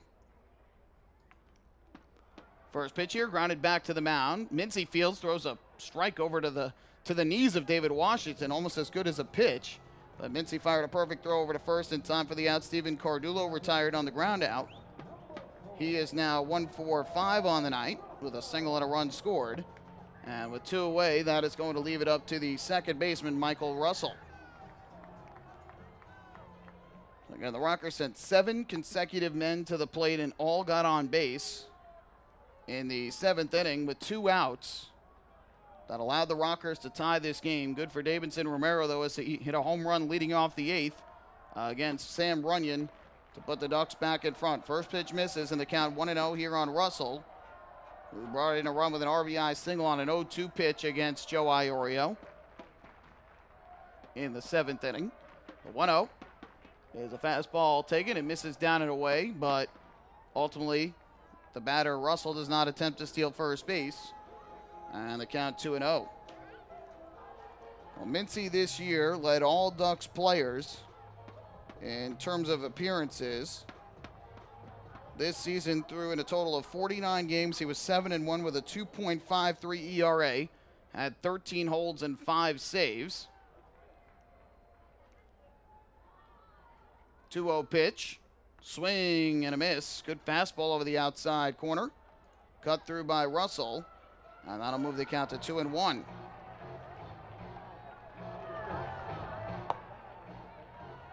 So it's a 2-ball, 1-strike count. Meanwhile, the Rockers have a lefty getting loose in their bullpen. That is left-hander Chase Hutchinson. Fastball catches the outside corner for a strike, and that'll even up the count at 2-2. Now, it appeared as though Mincy, the closer for the Ducks, with the way that the Ducks were using him late in the year.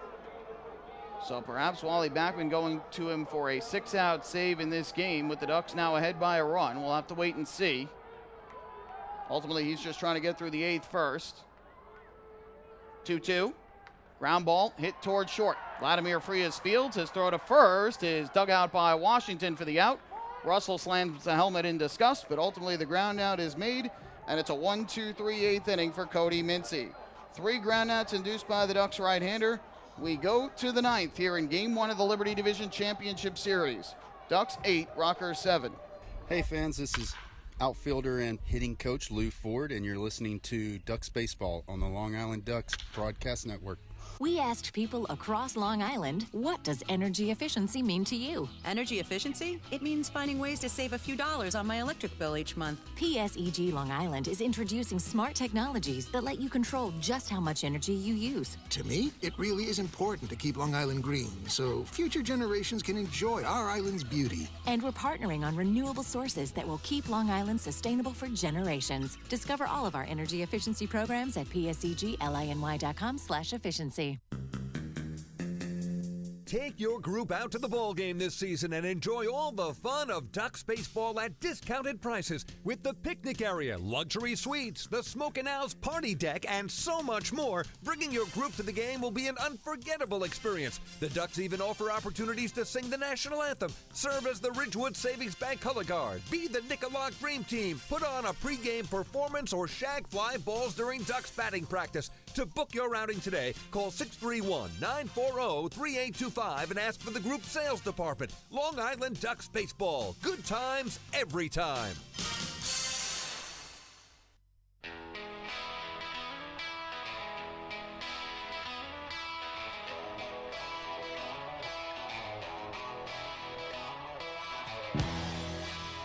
All right, we head to the ninth inning here in High Point, North Carolina. 8 runs, 9 hits, no errors for the Ducks. 7 runs, 7 hits, no errors for the Rockers. Chase Hutchinson, the left-hander, takes over on the mound for High Point. He is their third reliever of this ball game. And he will be facing the top of the order for the Ducks, Fuentes, Lombardozzi, and Ford. And his mission here is to keep this a 1-run ball game before the bottom of the ninth, in which the Rockers will send up their 3, 4, and 5 hitters, Gomez, Lattimore, and Schaefer. First pitch from Hutchinson to Fuentes. Kicks and fires, and Fuentes will take down and away for ball 1. So an 8-7 game as we make our way to the ninth inning here in game 1, a game that at one point the Ducks led 7-1. The 1-0. Fuentes, a swing and a miss. It was kind of a half-hearted swing by Fuentes. And that'll even the count at 1-1. Fuentes has walked twice tonight. He has scored a run. Laid down a suck bunt his last time up in the 7th. That moved Frias and Myers into scoring position. Both would end up scoring. Fuentes takes here a strike over the outside corner from Hutchinson. And the count 1-2. Now, what a wild first postseason game we have here at BB&T Point in the franchise's history. The Rockers came back to tie it with 6 runs, all with 2 outs in the 7th. Fuentes takes. That's a called strike 3 on a changeup. So down goes Fuentes looking, and there's the first out here in the ninth inning. And then meanwhile, in the top of the 8th, Davidson Romero led off with a solo home run off of Sam Runyon that put the Ducks back in front by the count of 8-7. So with 1 out here is Steve Lombardozzi, first pitch, and that fastball taken for a strike. Over the inside corner, 0-1. Lombardozzi has had a heck of a ball game. A single, a 2-run double, a double play on which he almost dunked a single and a right. A great play by Russell, and then a walk in the 7th. So he's been on base 3 times tonight. Here he hits a chopper towards third, but foul. And the count quickly 0-2. He did get thrown out at the plate, though, trying to score on the 2 runs on the RBI single by L.J. Mazzilli. Ultimately, Sanchez ended up striking out after that, but Lombardozzi trying to score from second on the base hit to left and was thrown out by Richie Schaefer. Here's the 0-2. Lombardozzi takes a fastball high and tight. That'll move the count to 1 ball and 2 strikes. Lou Ford, who has an RBI infield single in this game, waits in the on-deck circle. Hutchinson ready to go. And the 1-2. Fouled off to the first base side and out of play. The numbers this year on Chase Hutchinson of the Rockers. 5-4 record, a 2.98 ERA in 56 appearances. He had 10 holds and 1 save. He's a tough left-hander. Normally wears 32. Tonight, though, wearing number 21 for High Point. Struck out 53 and walked 28 and 54 in the 3rd innings. 1-2 pitch coming to Lombardozzi. He deals, and Lombardozzi takes way outside. And that'll even up the count at 2 balls and 2 strikes.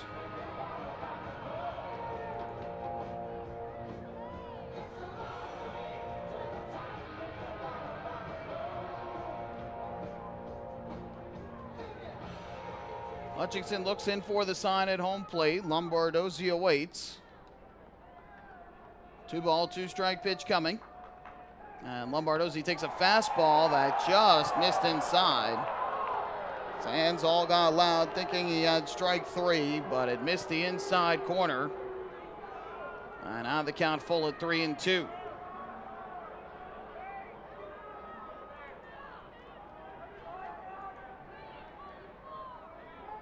There is no action for the Ducks in their bullpen, so it appears as though Cody Mincy will come back out for the bottom half of the 9th inning.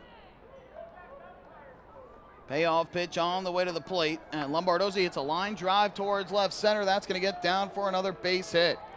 Schroeder over to cut it off and fire it back in, and Steve Lombardozzi's got his 3rd hit of the night. He has been on base 4 out of his 5 times to the plate. Now the Ducks continue to get at least one man on in every inning. They have had at least one base runner in every inning of the game, whether it's been a hit or a walk. In some way, shape, or form, they've had a man on in every inning. So the Ducks with their 10th hit of the game, they've now got a runner at first base with one man out, And here is Lou Ford, who tonight is 1 for 3 with an RBI single and a walk. First pitch on the way. Ford will swing and foul one off for strike number 1.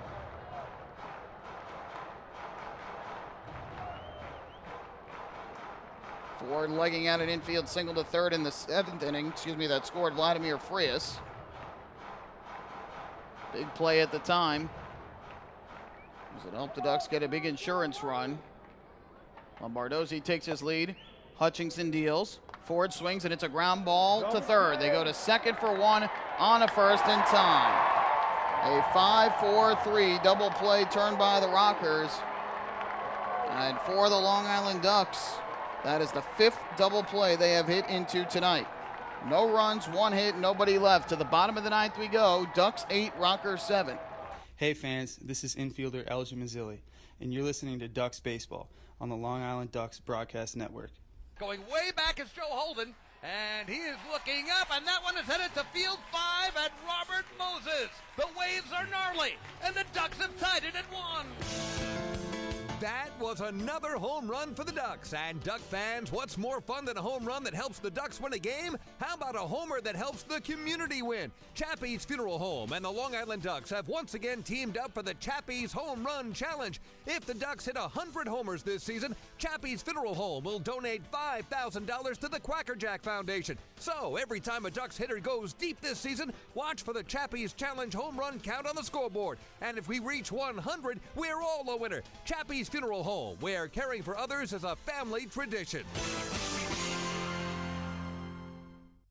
Can't get enough of the Long Island Ducks? Well, now you can get even more inside info on your favorite hometown team through Facebook and Twitter. The Ducks are constantly updating fans through social media with scores, transactions, ballpark promotions, and much more. You can even win great prizes. All you'll need to do is make a free account on Facebook and Twitter, and then visit us at facebook.com/LIDucks and twitter.com/LIDucks. Think you're Long Island's biggest Ducks fan? Get connected now.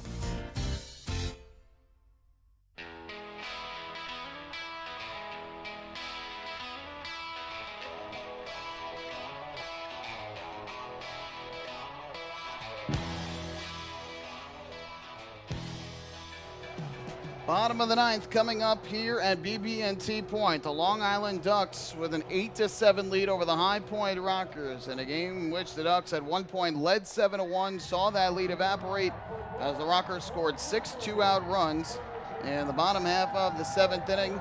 But a Davidson Romero home run to lead off the 8th right now is the difference. And Cody Mincy will come back out to the mound for the 9th inning after retiring the side in order in the 8th. And for Mincy, he'll be facing the heart of the Rockers order. That'll be Hector Gomez to start, followed by Quincy Lattimore, and then Richie Schaefer. 3, 4, and 5 in the batting order for the Rockers. So here is Gomez to the plate, batting from the right side. First pitch from Mincy, and that's swung on and missed for strike 1 as he chased a slider down and away.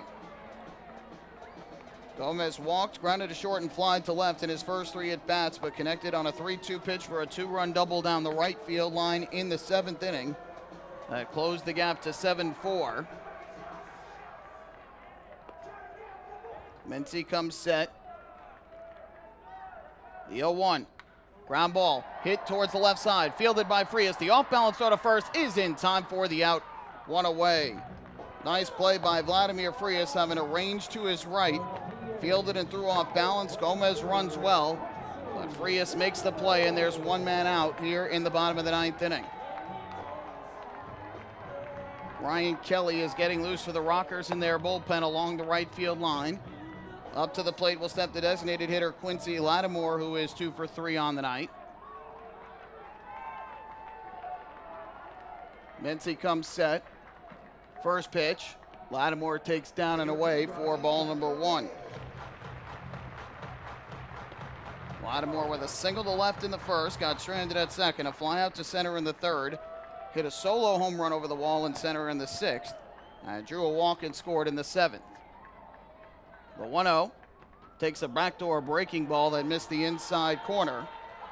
And now Cody Mincy behind at 2 balls and no strikes. So Mincy has faced 4 batters to this point, has gotten all 4 to ground out. 2 to short, 1 to the mound, 1 to third.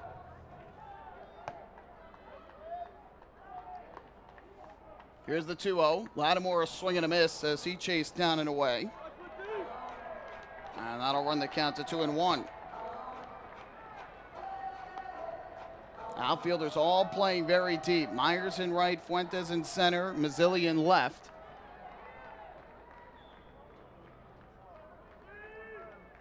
The 2-1. Lattimore takes a breaking ball. That misses down and away. Now 3 balls and a strike on the Rocker DH. Richie Schaefer waits in the on-deck circle for High Point.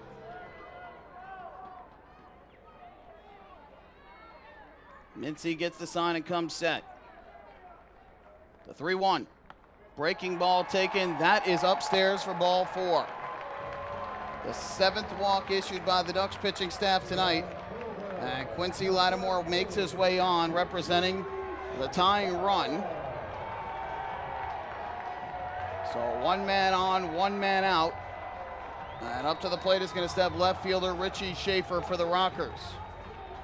Lattimore this season was 12 of 17 in the stolen base department. So certainly we can see him try and get in a scoring position for the Rockers. Mincy to face Schaefer. First pitch. Lattimore does not go. Schaefer takes a breaking ball that misses upstairs for ball 1. Schaefer drew a walk his last time up in the 7th against Miles Smith. Prior to that, 2 strikeouts and a walk. So 2 strikeouts, 2 walks, and a run in this game for the left fielder Richie Schaefer, who misplayed a ball earlier in the game that led to a triple for Washington, but also made a great throw to the plate to nail Steve Lombardozzi. 1-0.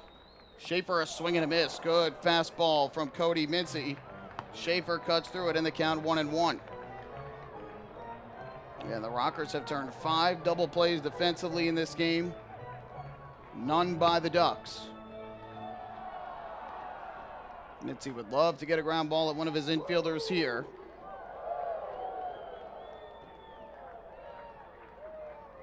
Right-hander gets the sign. The 1-1. Schaefer takes a breaking ball. This one misses high and away. And the count goes to 2-1. And we talked about it when they came back in the 7th. The Rockers at times could be extremely patient at the plate, especially when they sense the other team's pitcher is having a little trouble finding the zone. We saw that in the 7th when the Rockers drew 4 walks, including 3 in a row with 2 outs against Miles Smith.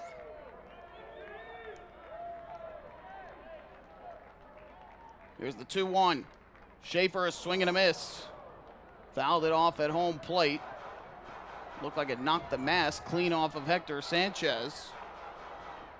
And that's going to even up the count at 2 balls and 2 strikes. Ducks 8, Rockers 7.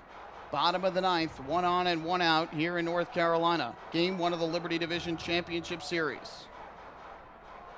Mincy giving Sanchez some extra time here, walking around behind the mound after Sanchez seemingly took a hard foul ball off the mask, off the bat of Richie Schaefer.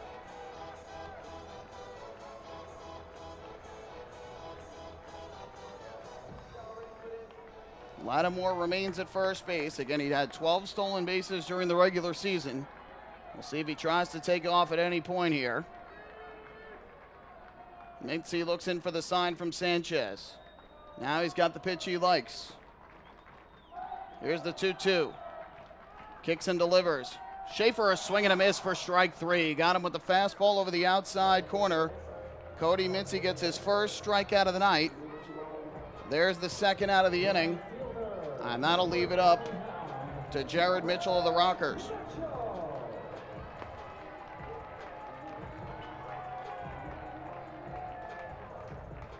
So here is Mitchell to the plate, who tonight is 0 for 3 with a walk. A walk, a bases-loaded free pass against Miles Smith in the 7th. That at the time made it 7-5. Lefty batter against the righty pitcher. Mincy gets the sign. First pitch on the way home, and Jared Mitchell takes a fastball outside and high for ball 1. Prior to the walk, Mitchell had struck out, flied to right, and grounded to first. The strikeout coming with the bases loaded and 2 outs in the first on a half swing and a pitch down in the dirt.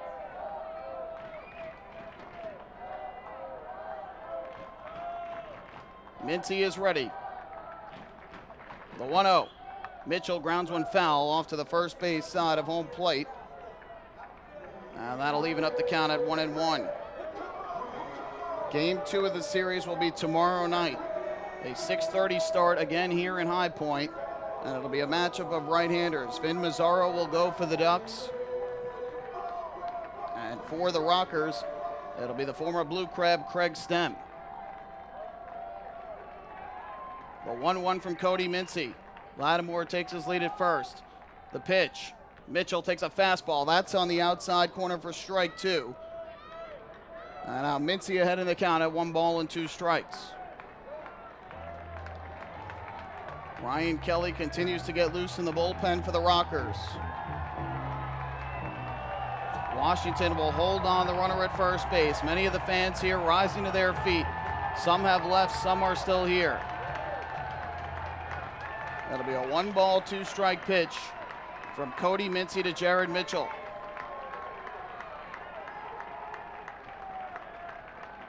Mincy looking in for the sign from Sanchez. Now comes set. And now time is called at home plate by Jared Mitchell.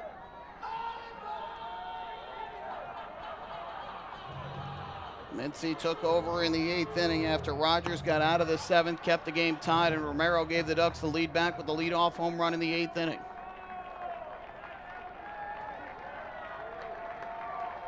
Mincy is ready.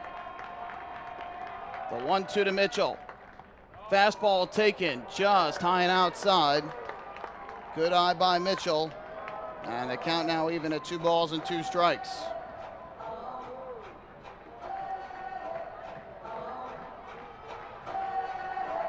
What a start to this year's playoffs.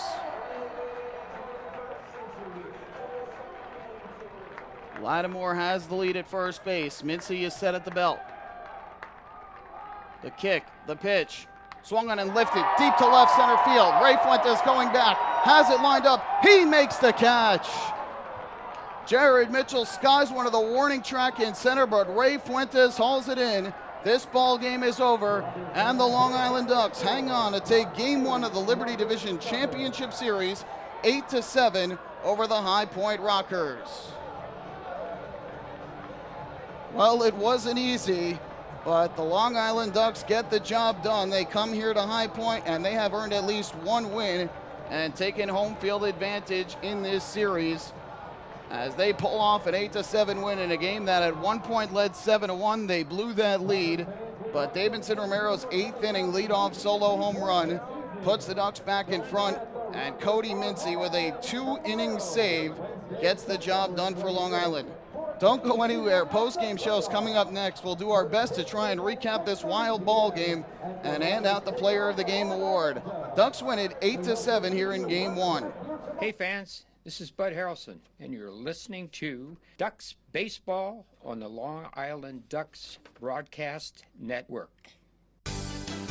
Sayville Ford, the no-fees dealer, has been family-owned and operated since 1957. Their state-of-the-art facility features a spacious showroom with a giant inventory of new, pre-owned, and commercial vehicles. Plus, every vehicle comes with a 10-year, 100,000-mile powertrain limited warranty. Some exclusions apply. And their service department is open from 6 a.m. to 1 a.m. with enclosed service drives for your convenience and comfort. Sayville Ford, Long Island's Ford giant, is conveniently located off exit 50 on Sunrise Highway or online at SayvilleFord.com.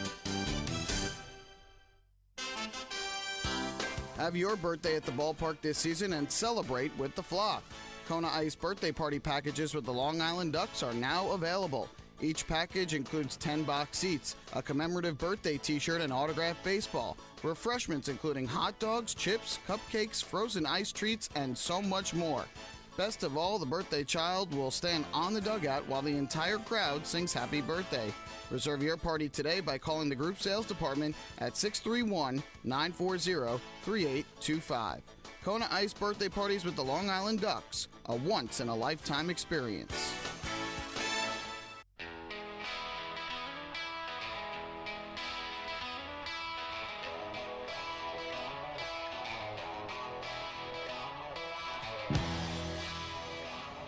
What a ball game we had here tonight at BB&T Point in High Point, North Carolina. The Ducks were able to jump over former Duck John Brownell early.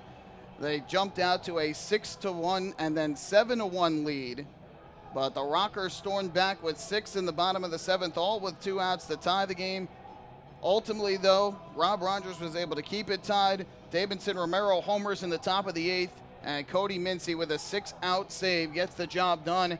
The Ducks have come here to High Point where they will play the first 2 games of this series, and they have earned a win, which means Long Island now, no matter what happens tomorrow, just needs to win 2 out of 3 at home, and they have won the series. Ultimately, though, the Ducks certainly would like to try and take 2 here after winning Game 1, and then they would only need to win 1 of 3 at home. We do know High Point has had a lot of success at Bethpage Ballpark this year, but I certainly think the Ducks are going to take it 1 game at a time, and ultimately they can celebrate a win here tonight to get the postseason started. Let's recap this game for you. Neither side scored over the first 2 innings as Darren Downs worked out of a bases-loaded 2-out jam in the first, and John Brownell got a couple double plays to get through the first 2 innings, but Brownell, the Ducks' all-time leader in wins, innings, strikeouts, and starts, who is now with the High Point Rockers, got into trouble in the 3rd. David Washington led things off at a fly ball to left that Richie Schaefer overran, and it landed in the left field for a triple. Vladimir Frias followed with a triple down the right field line that scored Washington and gave the Ducks a 1-0 lead. Darby Myers and Ray Fuentes then drew back-to-back walks to load the bases for Steve Lombardozzi. He lifted a 2-run double over the head of Miles Schroeder in center field, scoring Frias and scoring Myers to make it a 3-0 ball game. And after a walk to Lou Ford, L.J. Mazzilli with a sacrifice fly to right brought home Ray Fuentes. The Ducks sent 8 men to the plate. They scored 4 runs on 3 hits and a total of 3 walks in the inning to take a 4-0 lead. Both sides would be held scoreless over the 4th and 5th innings, and then in the top of the 6th inning, the Ducks got a walk with 1 out by L.J. Mazzilli, a single to right by Hector Sanchez, and a sac fly to left off the bat of Davidson Romero that made it a 5-1 ball game.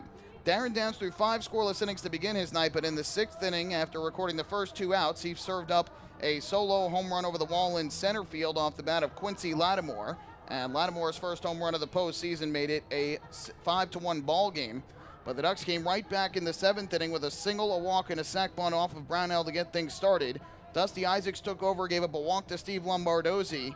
Lou Ford then legged out an infield single to third that scored Frias. And L.J. Mazzilli with a single to left field that brought home Darby Myers. Steve Lombardozzi also tried to score but was thrown out at the plate. And the 2-run base, the RBI single to left, made it a 7-1 ball game. And that's where we went into the bottom of the 7th inning. Darren Downs started the inning. He allowed a leadoff walk to Miles Schroeder, and leadoff walks never are a good thing, but ended up getting a foul pop from John Nestor. That's when Joe Iorio took over. Iorio induced a flyout to right from Giovanni Alfonso for the 2nd out of the inning, but then the wheels came off. A single up the middle to Steven Cardulo with a 3-1 count. Michael Russell with an RBI single to right with an 0-2 count, and Hector Gomez with a 2-run double down the right field line with a 3-2 count. And all of a sudden, 3 runs had scored. 3 runs had scored at that point, and it was a 7-4 ball game. Wally Backman then called upon Miles Smith, and Smith would face 3 batters, Lattimore, Schaefer, and Mitchell, and walked all 3.